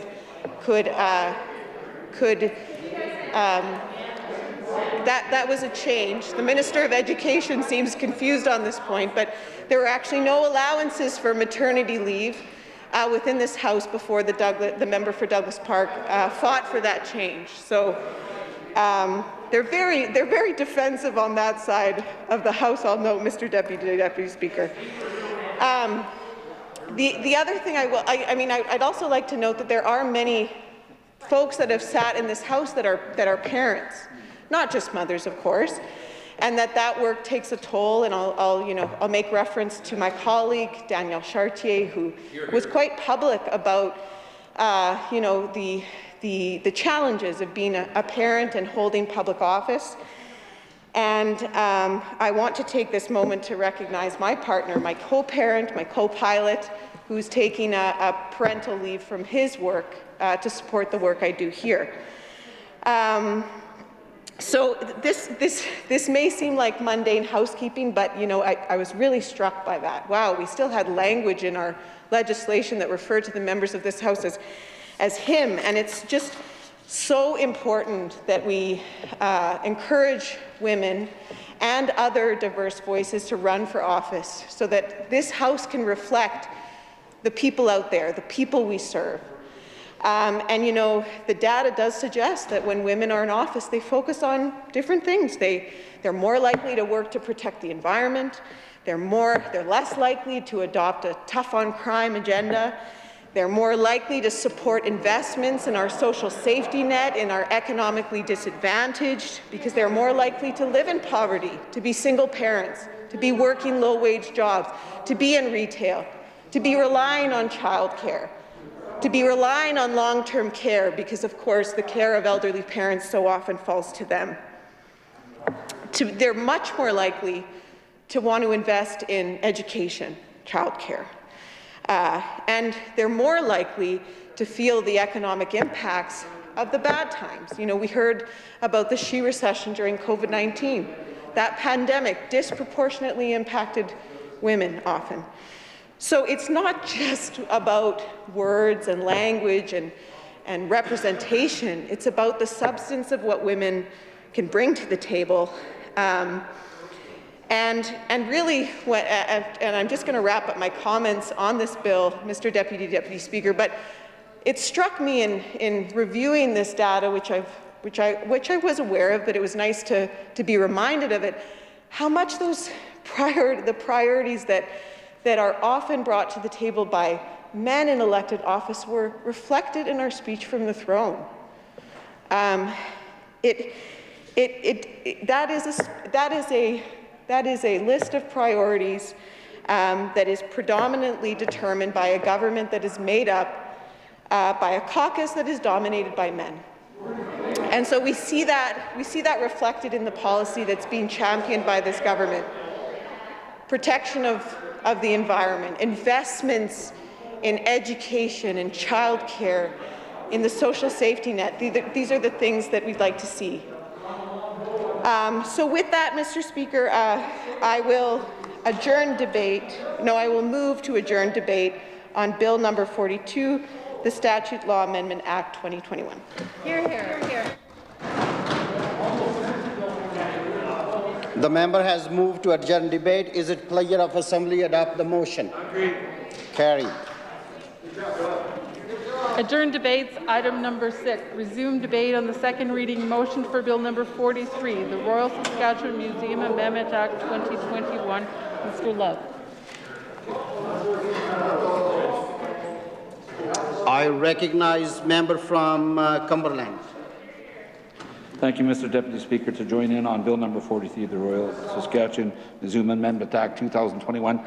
Initially looking at it, there are some amendments being made, I think, to modernize the ability of the museum to do that with today, and I guess there's different ways they will do that, probably maybe some wording, different ways that they'll look at that, and we'll wait to see, and I know we'll have an opportunity in committee to have some questions, and I know the critic, and I know we'll have some questions to ask and exactly what does this mean.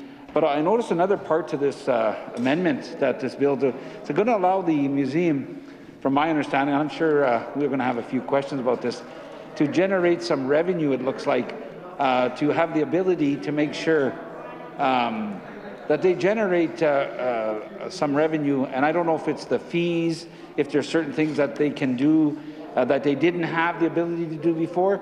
I'm not sure, and I know we'll get a chance in committee to ask that. Just what are they meaning by the change when it comes to fees, and if it's charging more? Yet on the other side, we want to make sure that at the end of the day, that everyone has access to this museum. And when we know that the Saskatchewan Museum, it's amazing what it has to offer. There's so many, and I think in some of the comments I've heard some of my colleagues and members, talking about the visits that many of us have had there, and the stories and stuff like that. That's interesting to see, and the education you can get when it comes to our Indigenous people in our community. It is our province is of many people's strength, but I know our Indigenous community has done a lot for our province and has a lot of the culture and pride, and definitely there's much in the museum to share with Saskatchewan residents, but those that come from all over other provinces and other countries who come here and have an opportunity to truly see some of our pride. And that's important, because sometimes in troubled times, Mr. Deputy Speaker, we have our challenges. We know that. But sometimes we also have our pride. And I'm not going to say that there isn't challenges when it comes to our Indigenous communities and our government.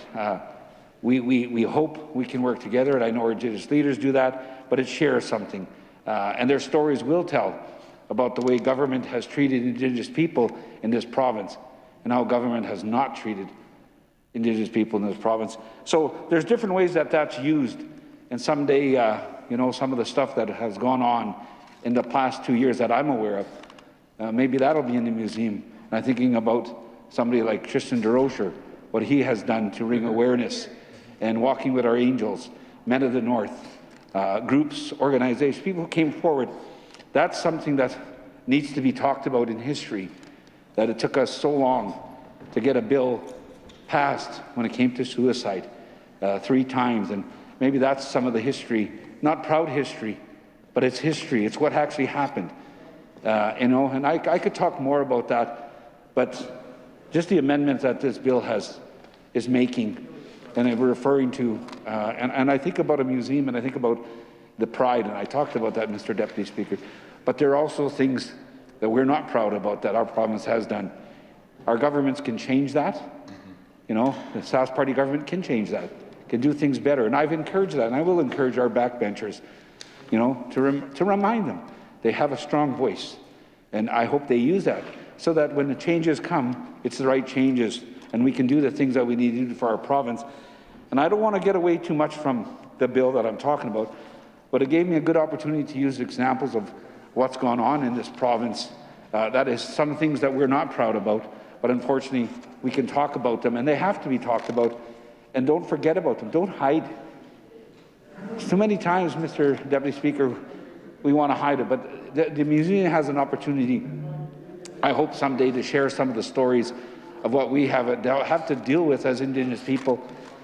So, Mr. Deputy Speaker, I could go on more talking about different things, but when I initially look at the bill, it's going to give an opportunity for the museum to make sure it can keep its doors open. There's ways that it can generate, and we'll ask questions, and I know in committee, like I said, we'll get to be able to ask more and more, and we hope that this museum will continue to be there for hundreds of years for many of our residents, and will tell the true stories of how our province has come to be a beautiful province it can be from many people's strengths. So with that, Mr. Deputy Speaker, I don't have much more I could add to it, and I'm prepared to move adjournment on Bill number 43.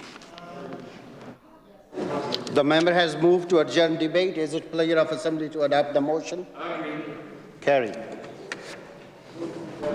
Adjourn debates. Item number 7. Resume debate on Bill number 44, the Corporation Capital Tax Amendment Act 2021. Mr. Love.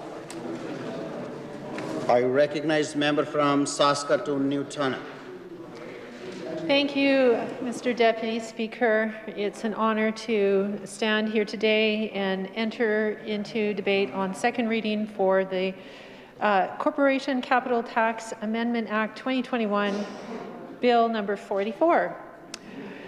I guess on the face of it, as has already been mentioned by my colleagues on this side of the House, the amendment to update some of the language and the terminology for such things as changing from referring to the department now to the Ministry of Energy and Resources. I think more significant, though, is closing some of the loopholes and ensuring that there is a complete definition of a resource corporation amended to include associated corporations and affiliated persons. I suppose with respect to that amendment, it seems to suggest that there may have been some opportunity for shell companies perhaps, or other organizations to avoid paying their fair taxes.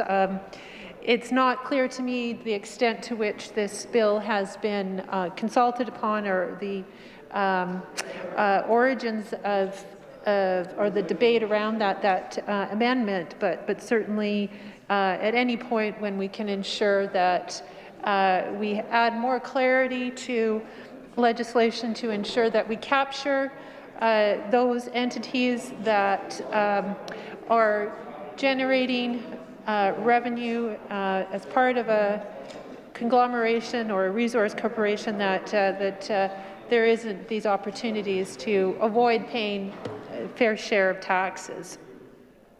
I note that this includes both corporations and affiliated persons being subject to a resource charge.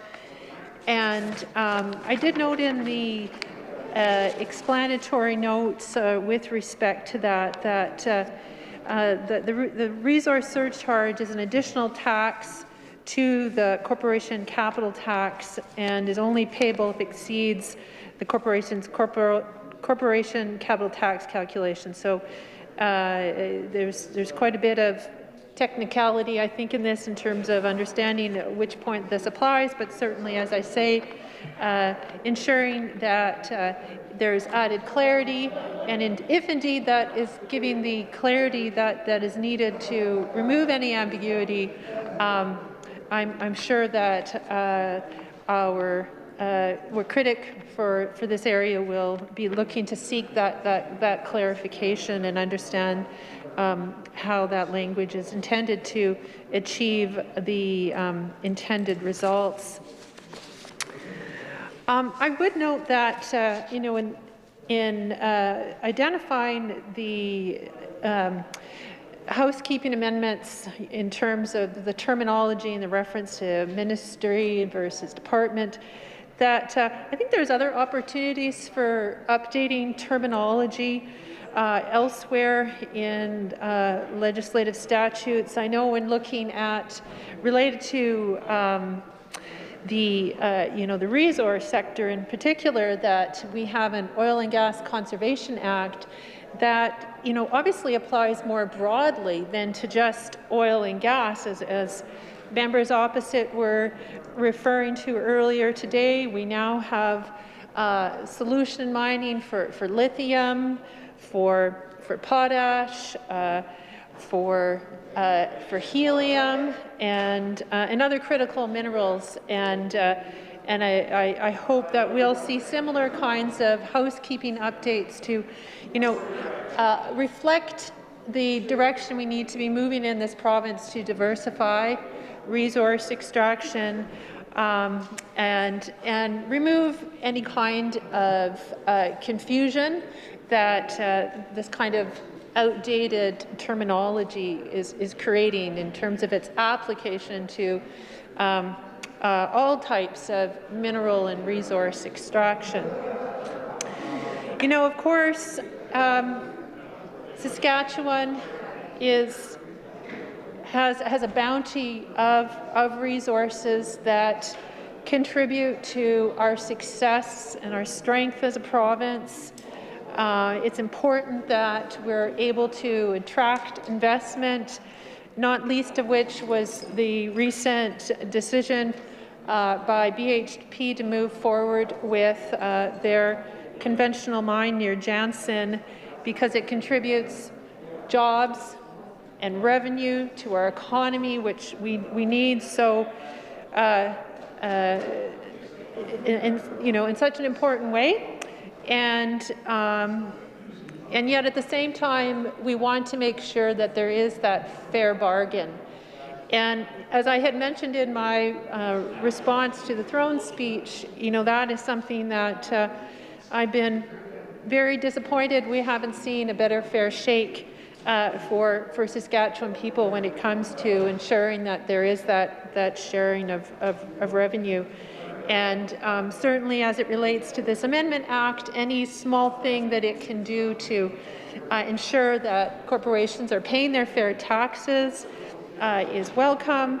I do also note that there have been debates occurring in policy circles, asking the question more broadly about the taxation framework here in Saskatchewan for resources and the need for a review more broadly.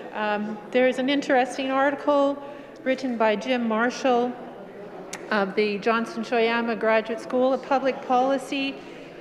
He wrote this article in January 2019. I'm sure the side opposite is well familiar with this policy brief that looked at the question of Saskatchewan's potash taxes and royalties, and certainly we've benefited greatly from having the royalty structure that in the past that attracted new investment. But it's interesting to note in this policy brief that it's the opinion of the author that Saskatchewan's current tax regime is far less lucrative for the people of Saskatchewan than has been the case in the past. He goes on to also refer to rates that were seen, for example, in the early 2000s, where rates averaged 9.5% down, and then were reduced sharply in the 2009-10 to 6.9%. So he estimates that a 1 to 2.5 percentage point variance amounts to around $40 to $100 million per year in potential revenue loss to the government of Saskatchewan, revenue that we know we need to pay for things as higher costs of health care because of the failures of our government to contain the fourth wave of the pandemic. And that's that symbiotic kind of relationship we have in the province, where we need to ensure that we can develop our resources sustainably, ensure that we're getting a fair bargain in the deal, while at the same time promoting it. I mean, all these things are difficult. They're difficult to balance, for sure. But I think, as the member who spoke previous on the last bill was mentioning, that that's why it's so important that we have broad representation in the House, a diversity of perspectives and viewpoints represented, because we know, and this is scientific fact, which of course I know how partial the members opposite are to scientific basis, but it's known to be the fact that when we have diversity of opinions represented on the floor, we can ensure better outcomes, better decision making, and not any outcomes that are going to unfairly benefit or treat one party to an agreement over the other. And we see that, and that has been a large basis of our concerns with the approach this government has taken. I mean, certainly, as I say, I do welcome these opportunities to, tweak and strengthen some of the language where it's needed. But my disappointment, though, relates to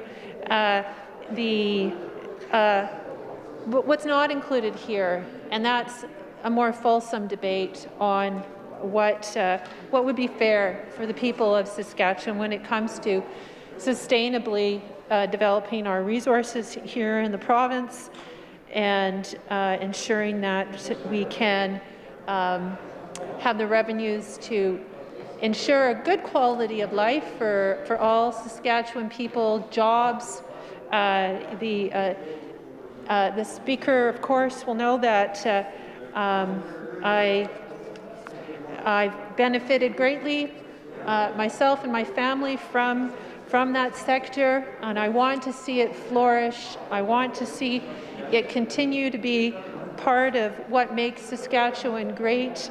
But part of that is also ensuring that we do it in a way that is both sustainable and allows for benefits to accrue and wealth to be distributed to all people here in the province.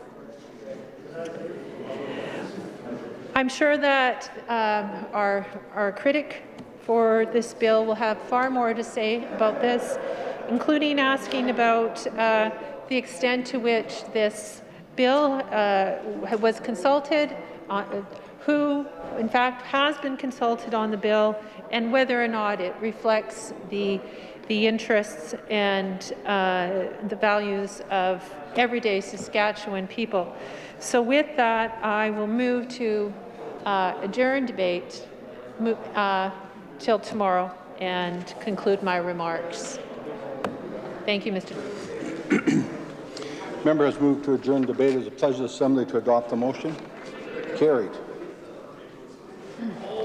Government orders adjourn debates. Item number 8, resume debate on the second reading motion for Bill number 45, the Health Shared Services Saskatchewan 3S Health Act.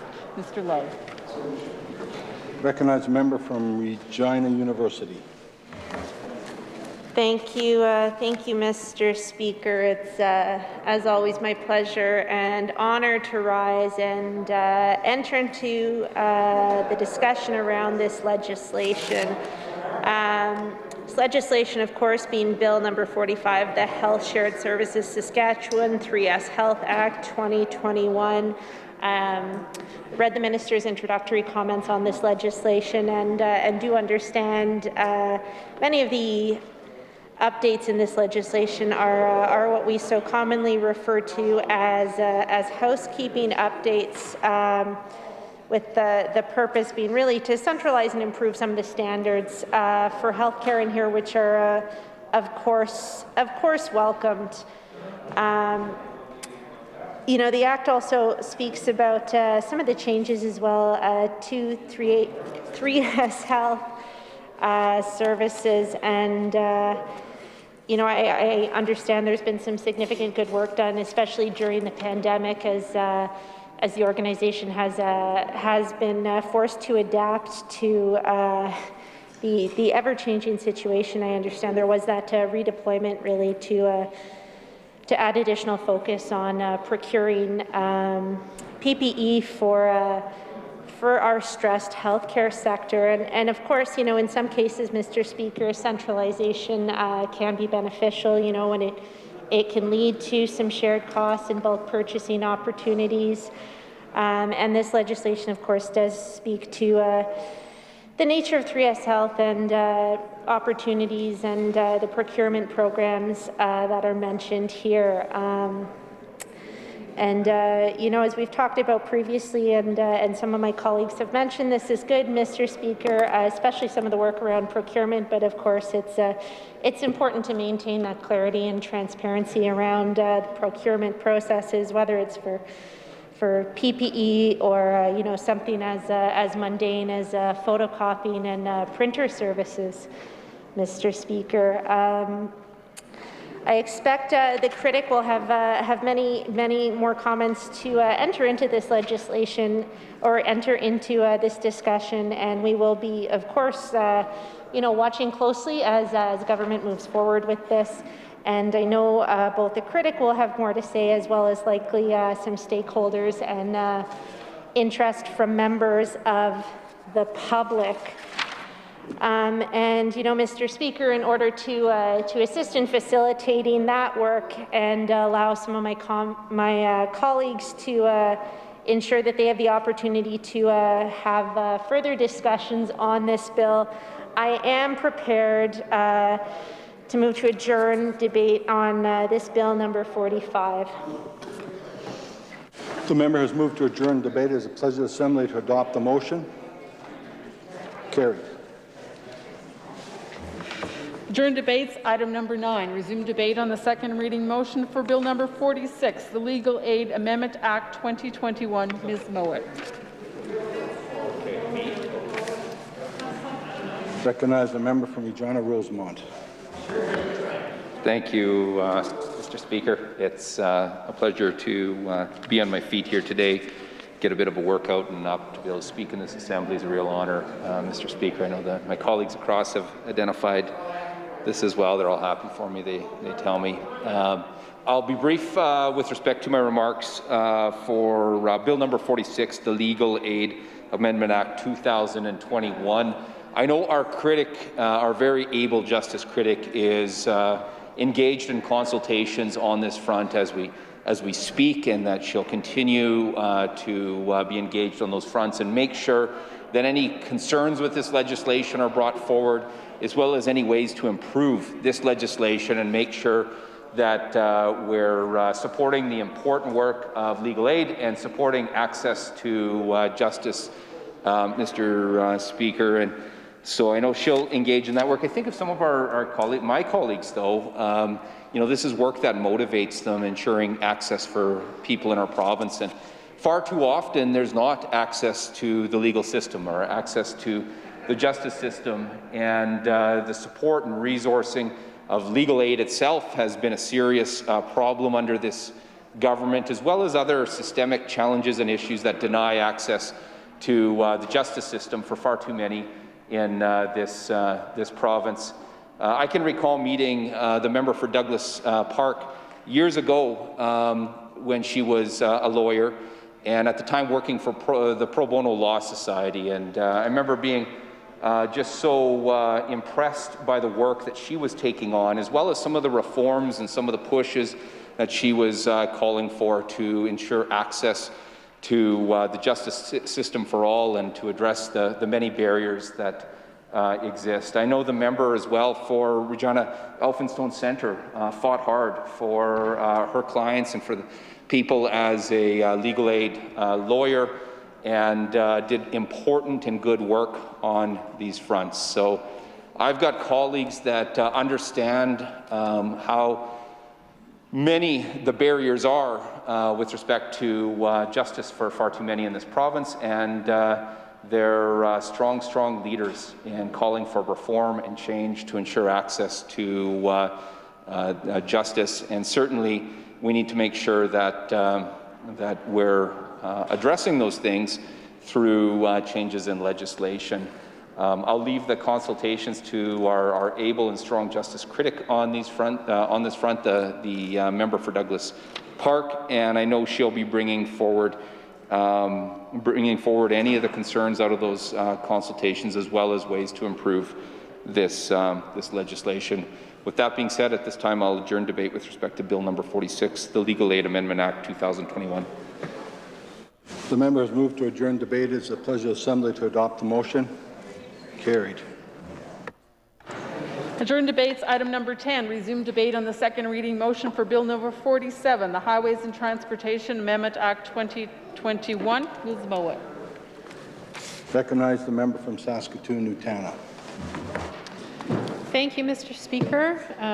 I'm happy to rise today and enter into second reading on Bill number 47, the Highways and Transportation Amendment Act 2021. So, as I understand it, this bill is intended to modernize operations and management of our highways. There's a set of amendments ranging from provisions to create a freedom of passage and also giving the province powers to clear obstructions, to improve safety at intersections. It seems to be a bit of a sundry list of items, again, looking at incremental improvements on an existing act for matters related to highways and transportation. And it doesn't escape me that I'm entering into debate on a day when, the issue of highway and traffic safety is such a key critical item. We have a major snowstorm that is making its way across the province.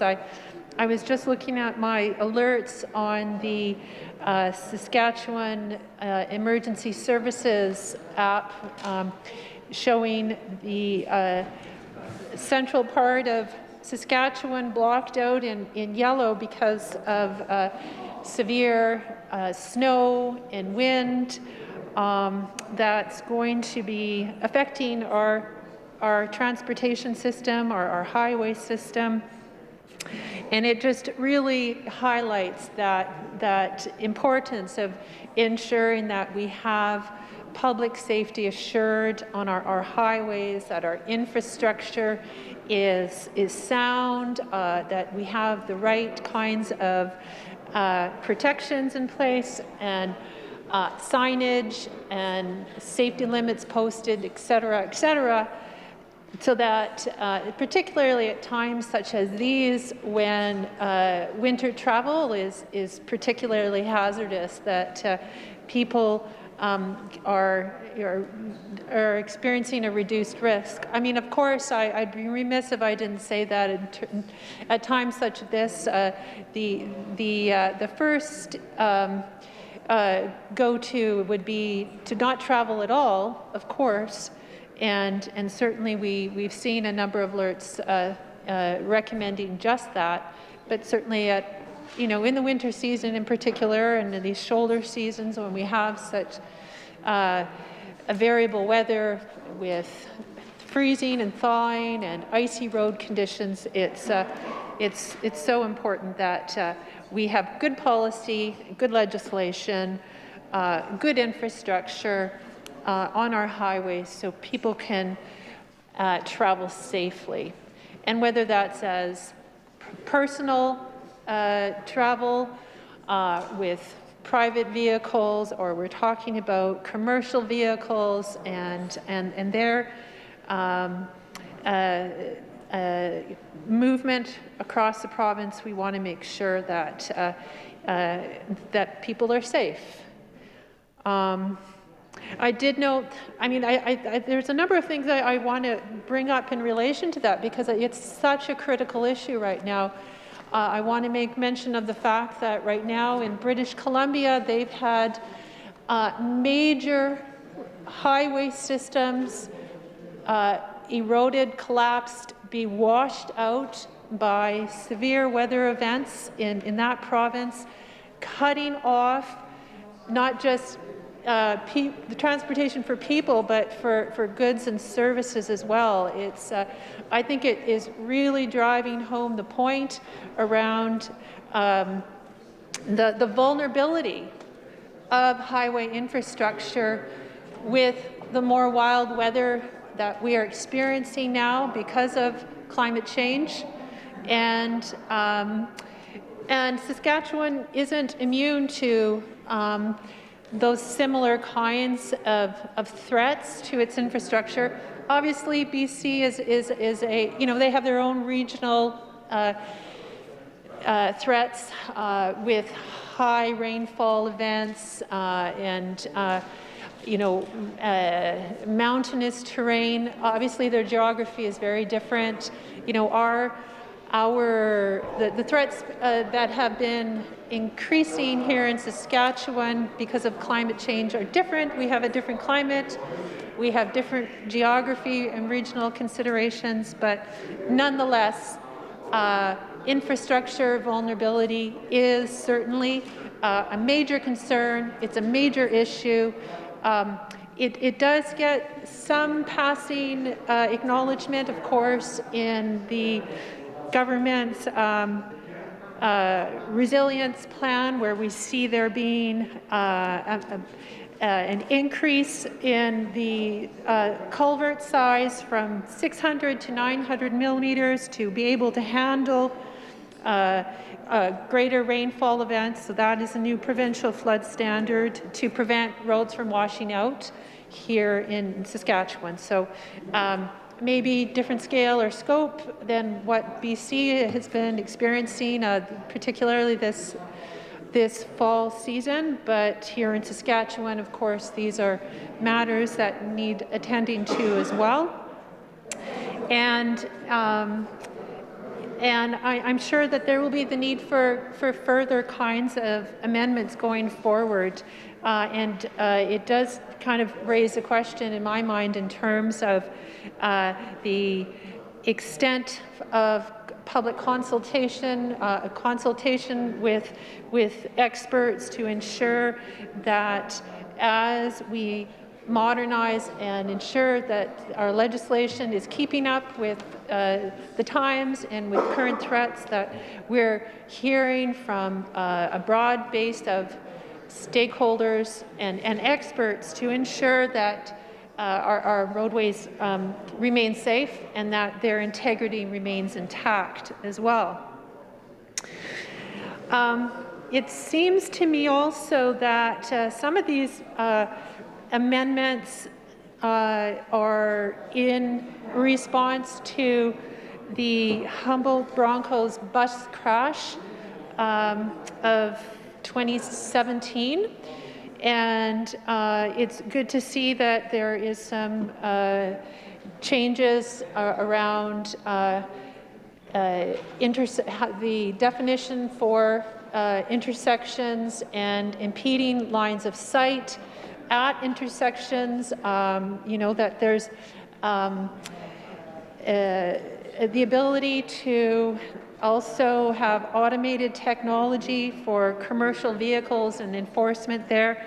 I think a number of these things do relate to what we saw happen in their lessons learned from that horrible, horrible tragedy that occurred in 2017. And I do feel it's important to acknowledge that in the debates around second reading to this, and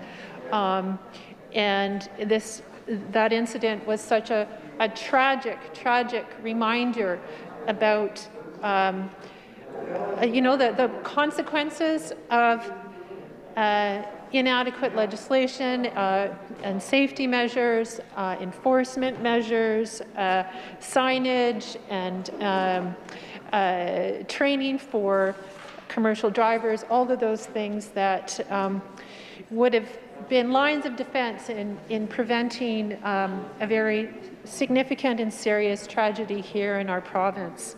One that continues to affect many people and was very devastating overall for the community of Humboldt. And so I want to make sure that we acknowledge that as we move forward in debating this amended act.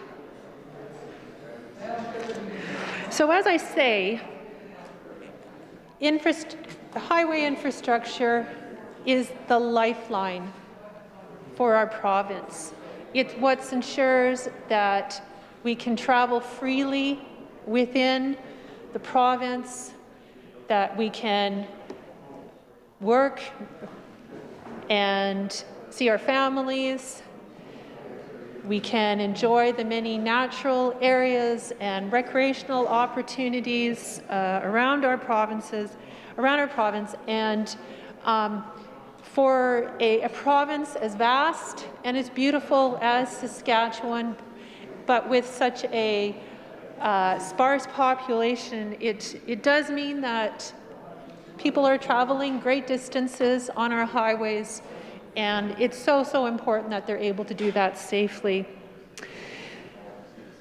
Unfortunately, though, there are many people who don't have that access to that ability to travel freely within our province since the demise of the Saskatchewan Transportation Company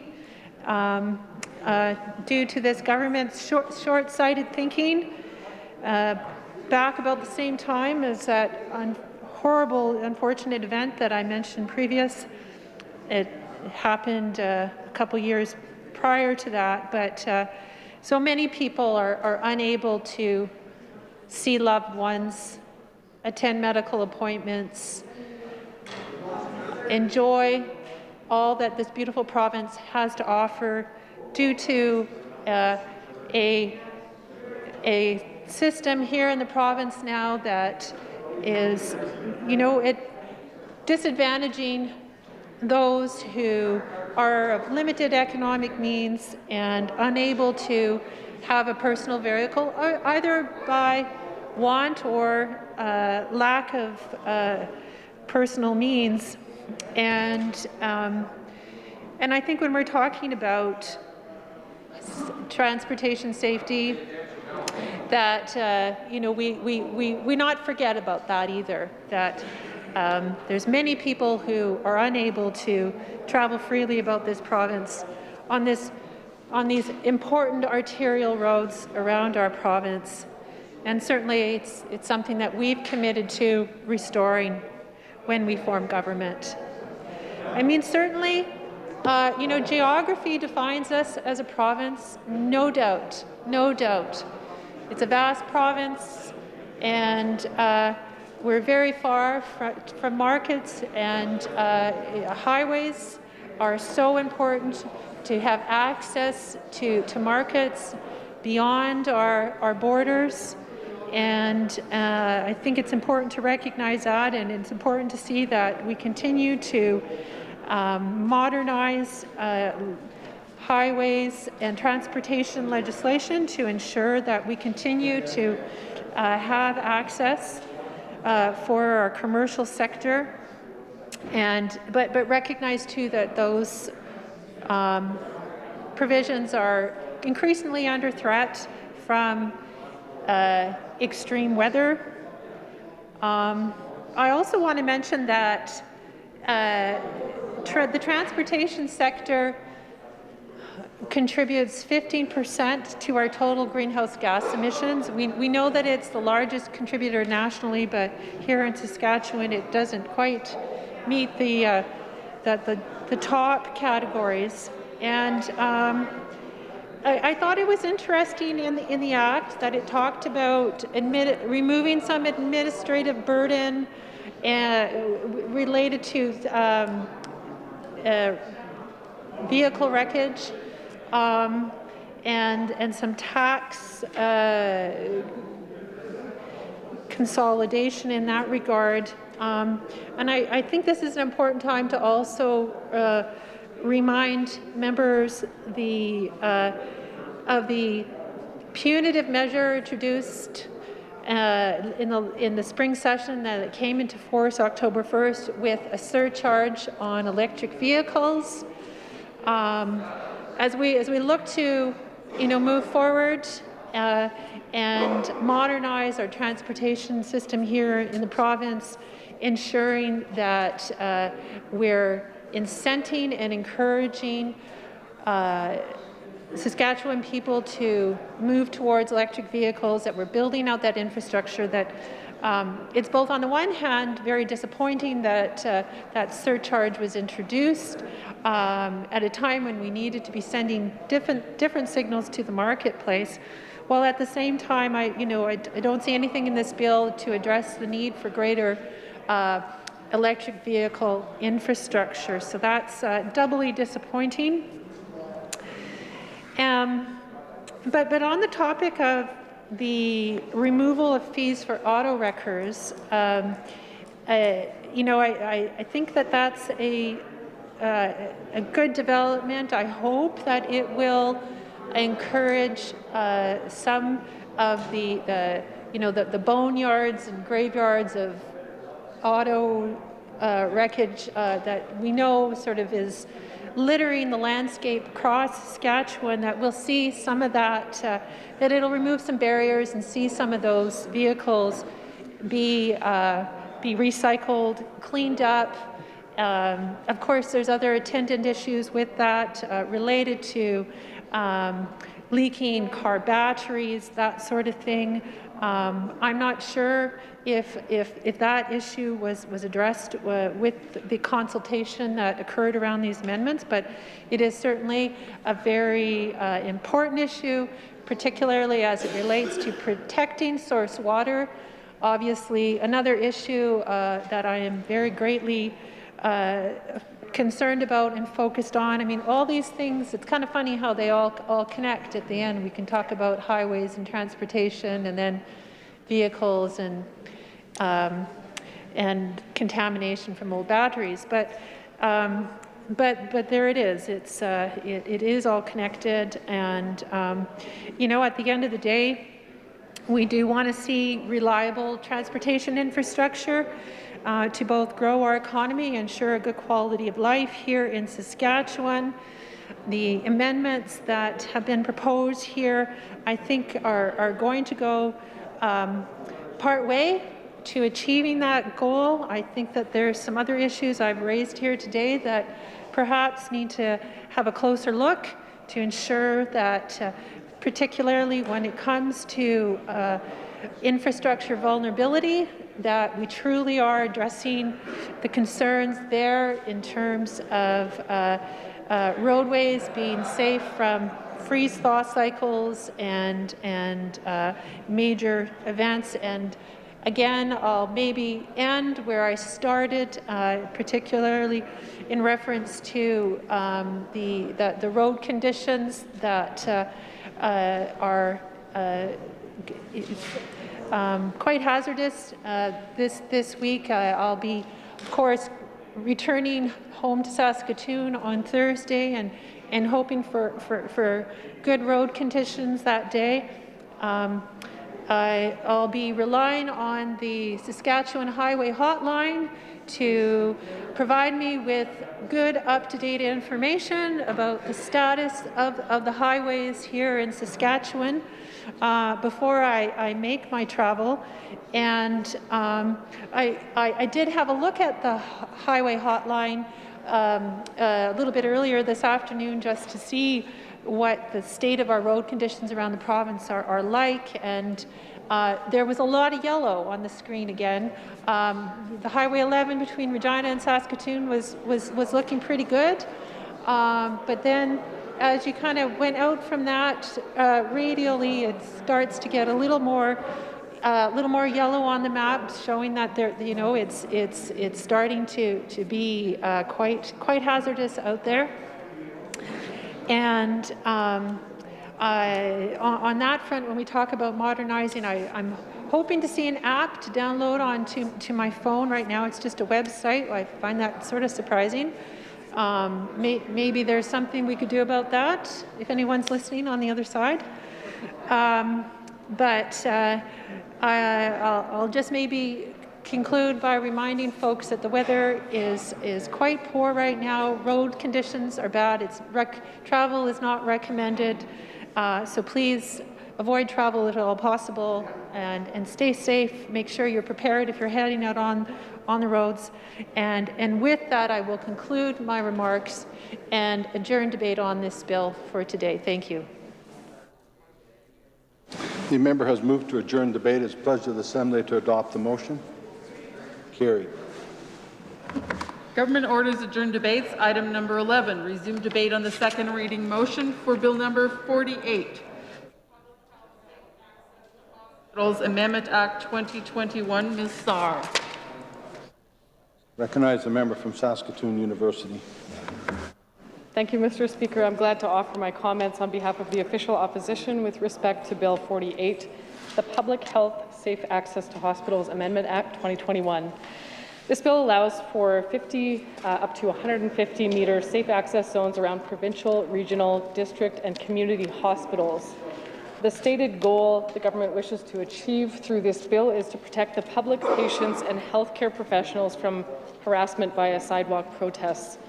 It should be noted that this bill will still allow for lawful protests outside of the designated access zone and also for picketing during labor disputes. And I think definitely these are important allowances, and I'm glad to see their inclusion in this bill. The bill outlines that enforcement will be handled via the Ministry and the Saskatchewan Health Authority. We're going to be interested to learn more about enforcement measures or penalties for infractions, because unless I've missed it, I really couldn't see anything clearly outlined to that effect. Also noteworthy is that the provision is not going to be permanent and is set to expire in 2 years. So it's at this point unclear why there's a need for an expiration date, and I'd like to understand why this has been included, which has yet to be explained. Mr. Speaker, this bill additionally enables additional immunizers for vaccination programs, which is not super similar to the rest of the content of the bill, but so our critics are going to have more questions on that front for sure. And Mr. Speaker, we certainly do welcome on the whole the provisions in this legislation, and as you may recall, had called for action on this front back in September. So it's good to see that the government has moved ahead with our recommendations, even if later than we had hoped for. We do agree entirely that protests which include harassment or intimidation tactics should not be allowed to occur outside hospitals. And we do strongly believe, however, that the bill should cover a wider range of facilities, including all those that provide abortion services, Mr. Speaker. As you'll recall, I had specifically called for this in the private member's bill I introduced last spring, Bill 605. I'll note that the government has to date failed to address the changes that we had proposed in that private member's bill, which would further protect patients and healthcare providers. For example, and these are just a couple examples of some of the additional language in Bill 605, which I would like to see incorporated in this bill. One is around prohibiting harassment, additionally, not just in person, but via phone or online methods. That's something, too, that certainly patients and absolutely healthcare providers should not be subjected to. Also, Bill 605 included a broader range of facilities, so things like clinics, not just hospitals, and also pharmacies would be included as well. So I think we could all agree that we'd want to see a reasonable limit on harassment and intimidation in the form of protests around those facilities too.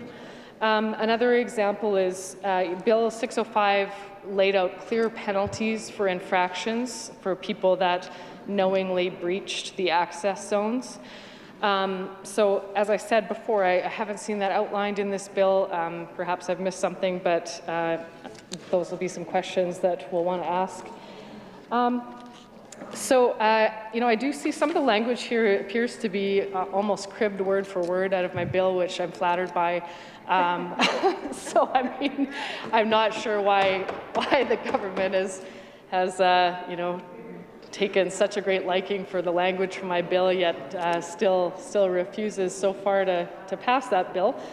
Mr. Speaker, we'll definitely be reaching out to healthcare workers and other stakeholders to hear their impressions on this bill, particularly, as I flagged earlier, around the expiration provision. With that, Mr. Speaker, I think for now I'm comfortable to move that we adjourn debate on Bill 48, the Public Health Safe Access to Hospitals Amendment Act 2021. Thank you. The member has moved to adjourn debate. It is the pleasure of the Assembly to adopt the motion. Carried. Adjourn debates, item number 12. Resume debate on the second reading motion for Bill number 49, Saskatchewan Gaming Corporation Amendment Act 2021. Ms. Saar. Recognize the member from Regina Alpha Stone Centre. Thank you, Mr. Speaker. It is a pleasure to enter into debate on Bill number 49, the Saskatchewan Gaming Corporation Amendment Act 2021. I had the opportunity to review the comments of the critic in the area, and I know she will do a fine job, joined by other overlapping critics within this caucus, of bringing any concerns to the fore on this bill.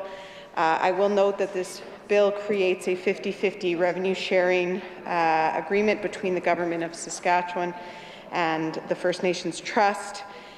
It amends the gaming framework agreement and will allow SIGA to operate the online gaming platform. My understanding, and I was pleased to see that the member for Douglas Park enter into debate on this bill and recognize the significant work that something like this does for economic reconciliation across the province. She did give credit there. My understanding is that Indigenous leaders are quite happy about this agreement. And indeed, economic reconciliation is very key to moving forward in a good way in Saskatchewan, Mr. Speaker. But we need to emphasize the needs of Indigenous communities on many, many fronts in this House, and in particular in recognizing their treaty rights and treaty implementation, which is truly at the core of reconciliation, Mr. Speaker. Something like this is welcome, but what this opposition would like to see more of are major policy initiatives on, resource sharing, land reform, addressing systemic racism within the criminal justice system, housing, the healthcare system, certainly in my critic area, the Ministry of Social Services, the feedback and data around the discrepancies and the disparities between Indigenous and non-Indigenous populations are frankly shocking. So this is important work that this House needs to take on, led, of course, by the communities who are impacted by these discrepancies and these disparities, Mr. Speaker.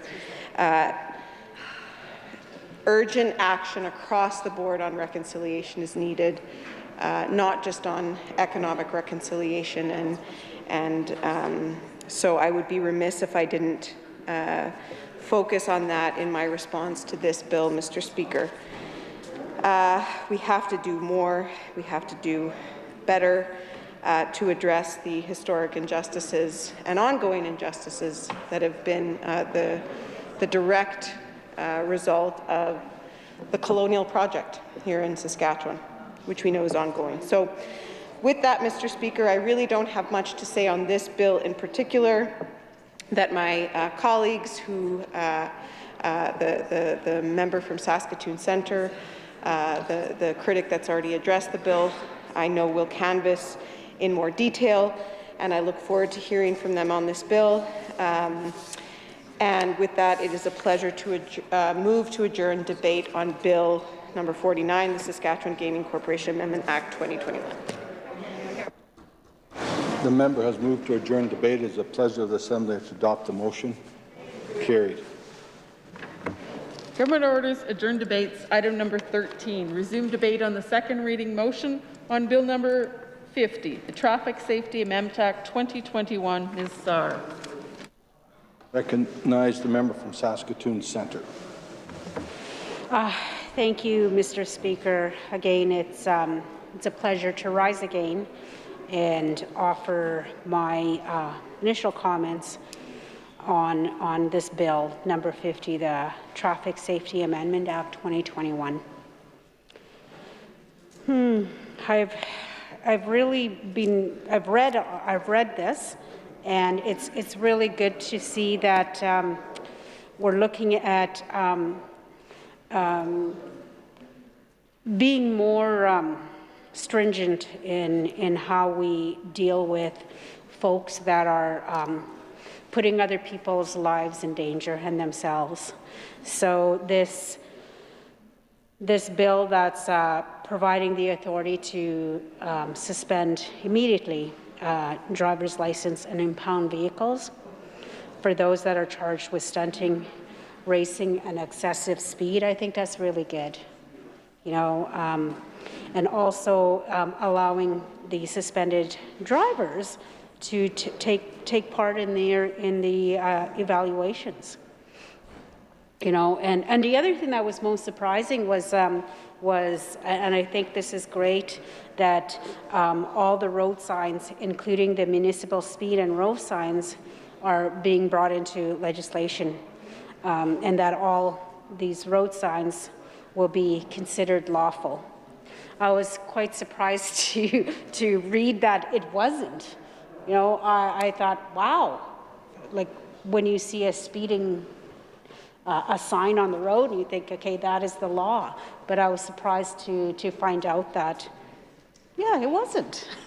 You know, so I'm like, okay, so this is great to see that. It's wonderful to see that we're amending the legislation to be more relevant and to be effective. And it's also to the purpose of this Traffic Safety Amendment Act is to keep our roads and residents safe. You know, when I was thinking about growing up, you know, growing up in a small rural community, young people, you know, where I grew up, we would drive up and down Main Street on a Friday, Saturday night because there wasn't much to do in the communities. And how many of my friends who had vehicles would stunt and race and drag race on the streets. And at that time, growing up, being a young person, I didn't think nothing of it, you know. And today, as a kokum, as a grandmother, as a mother, it scares me. It scares me. And when I guess I think it was last fall when I found out I won and I came to Regina. One of the things I was struck by on this street, on our street here at the Ledge, was these black tire marks. And of course I thought, oh, is this what's happening in Regina? You know, this is a great road for people to speed, burn rubber, and I just thought, oh, I really honestly thought, okay, people aren't doing that. But I'm very naive. I thought, okay. So I was told, no, there is stunting and racing on this just in front of our building here. So that's very concerning because there's a lot of young people, families that walk here and use the streets here in Regina. And it's important, and other areas, important to ensure that we are keeping our citizens safe. One thing that I was thinking about, and as I was trying to think of in my own constituency, in my neighboring constituencies, and thinking of how many lives were lost. You know, this takes me back many, many years ago. My two nieces, ages 9 and 10, were crossing a city street, and a fella who was racing, driving fast, killed them. That was over 30-some years ago. And I thought, wow, what happened to that fella? You know what? Don't know what happened. All I know is he wasn't charged. And I thought he took the lives of 2 little girls. And nothing was done. The justice system failed my nieces. That was over 34 years ago. And then I was thinking this past summer, just when the school started, in my community in Saskatoon on 33rd Street, a little 9-year-old girl was riding her scooter to school.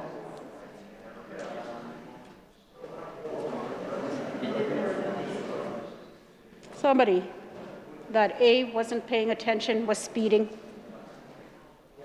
hit her, killed her, right in front of her house, The mom, it broke my heart. As a mom, as a grandmother, it broke my heart to see this woman sitting outside her door where her girl died, her baby died, and there was no justice for her. There is no justice. That person was not charged. How many more people, how many more of people we know go through that? Because people are driving drunk, distracted, speeding, racing. That's scary, because I have little granddaughters, little grandchildren that ride in the summertime. They either ride their bikes to school or they walk to school. And yet we have signs posted about traffic, the limits. And it's sad. It's sad, and I'm like, oh my goodness. These are not part of legislation? Then why on earth are we posting this stuff if we're not going to follow it and if we're not going to enforce it? I think about my grandchildren and those that come behind, come after, and I think, what are we doing to protect them? What are we doing to protect our people in this province? How many people drive drunk? Especially, and we're coming to a very important time where many, many folks in this province, all over, celebrate Christmas. How many people drink alcohol and then get in their vehicles?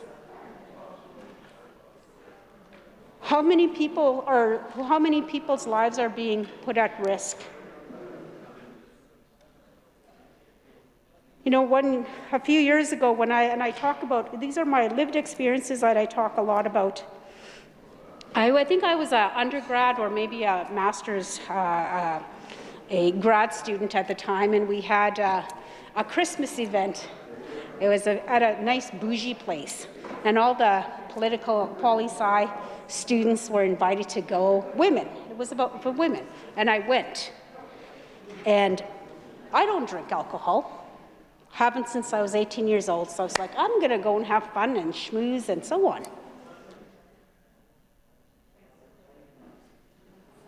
And what I found was people were drinking alcohol, fair enough, but what I was astounded by was how many people got into their vehicles and drove home.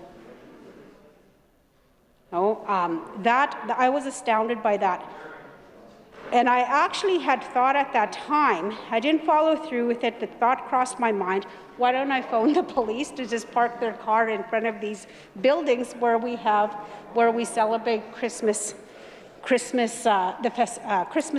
festivities that we all have.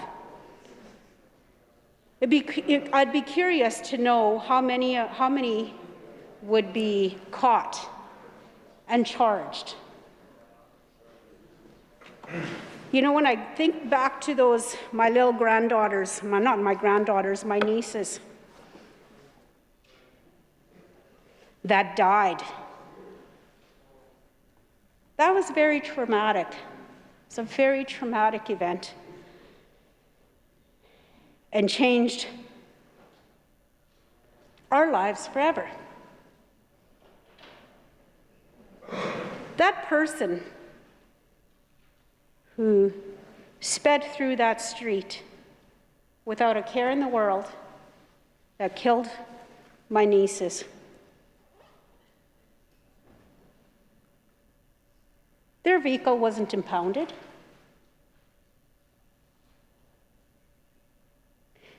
I certainly bet that their license wasn't suspended. This is what happens. This is the reality that we live in this province. We don't take stronger measures. We don't actually walk our talk.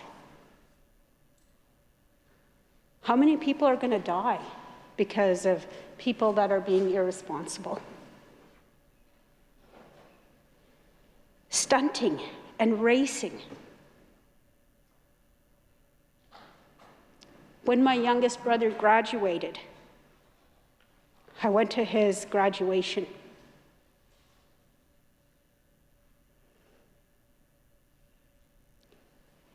And his fellow, the students that he went to school with, grade 12 grads. The one girl that they went to school with died 2 weeks before graduation because somebody on the highway was speeding. Somebody on the highway was speeding. They killed her. So that family had to come to that graduation, and we cried. I couldn't understand. The devastation those young grade 12 students were faced with because somebody did not give, we're not going to use this word, I won't, did not care about another life. That young girl could not be there to graduate and celebrate a milestone in her life, a milestone. Those parents, I cried so much that night because I thought how hard it must be for them to walk into that gymnasium knowing that their little girl was not there to celebrate with her classmates. And the courage that that family had, the bravery that they had in presenting each of that girl's schoolmates, classmates, with a rose, and to take part in that, I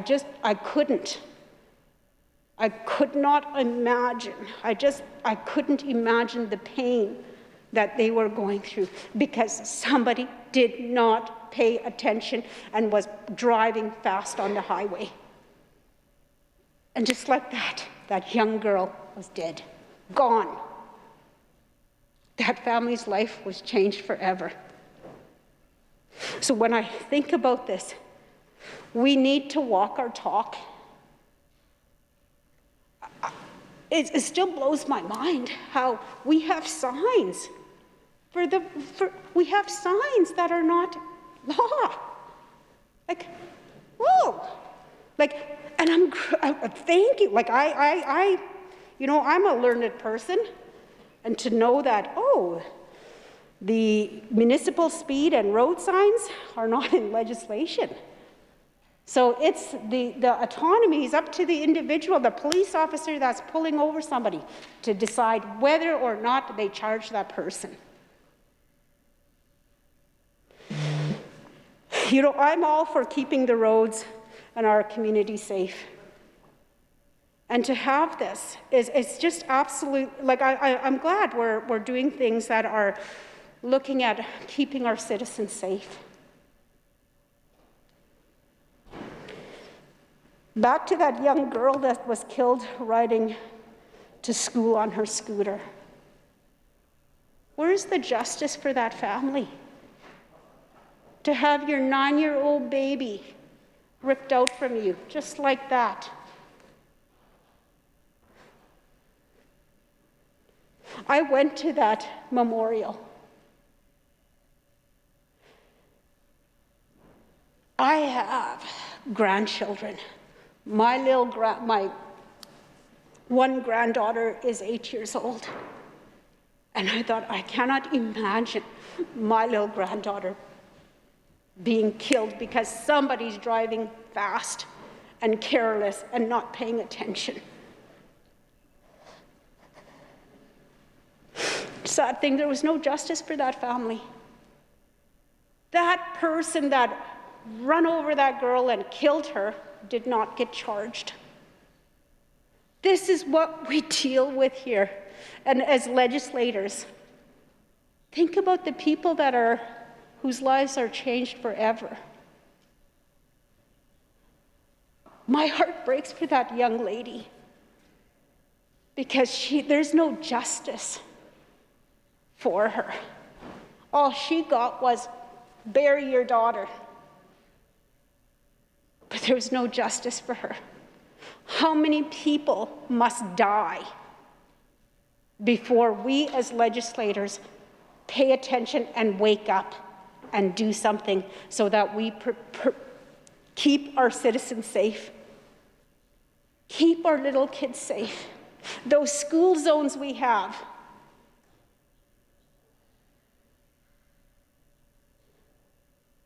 we need to enforce the laws that we create here. We cannot have a system that is, we're lenient on some and hard on others. We have to be effective in what we're doing so that we can continue to serve the people that we continue to serve the people that elected us to get in here. The one thing that I would like to see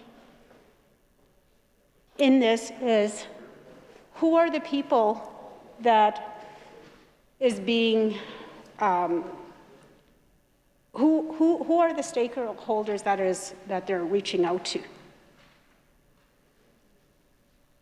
I'd like to see the stakeholders that have a voice in this. Because how many of us, and I'm sure many of us here in this house here, know of somebody that has died because of excess speeding. The Broncos crash. How many of us that night know what happened, what we were doing that night? I remember that night. And how many times accidents happen in places like that section it happened on.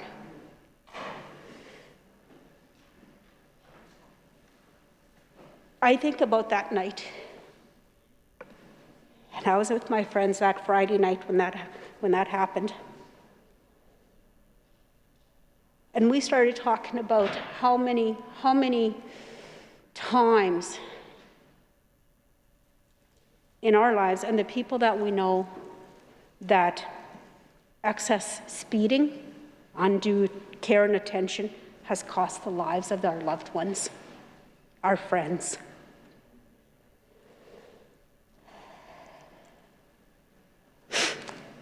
We do need to keep our people safe.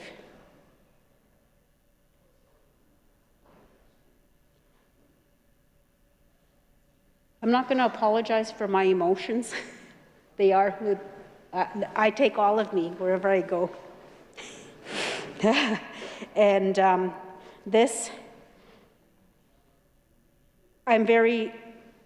pleased that we are looking at changing the legislation to be more relevant for the people that we serve.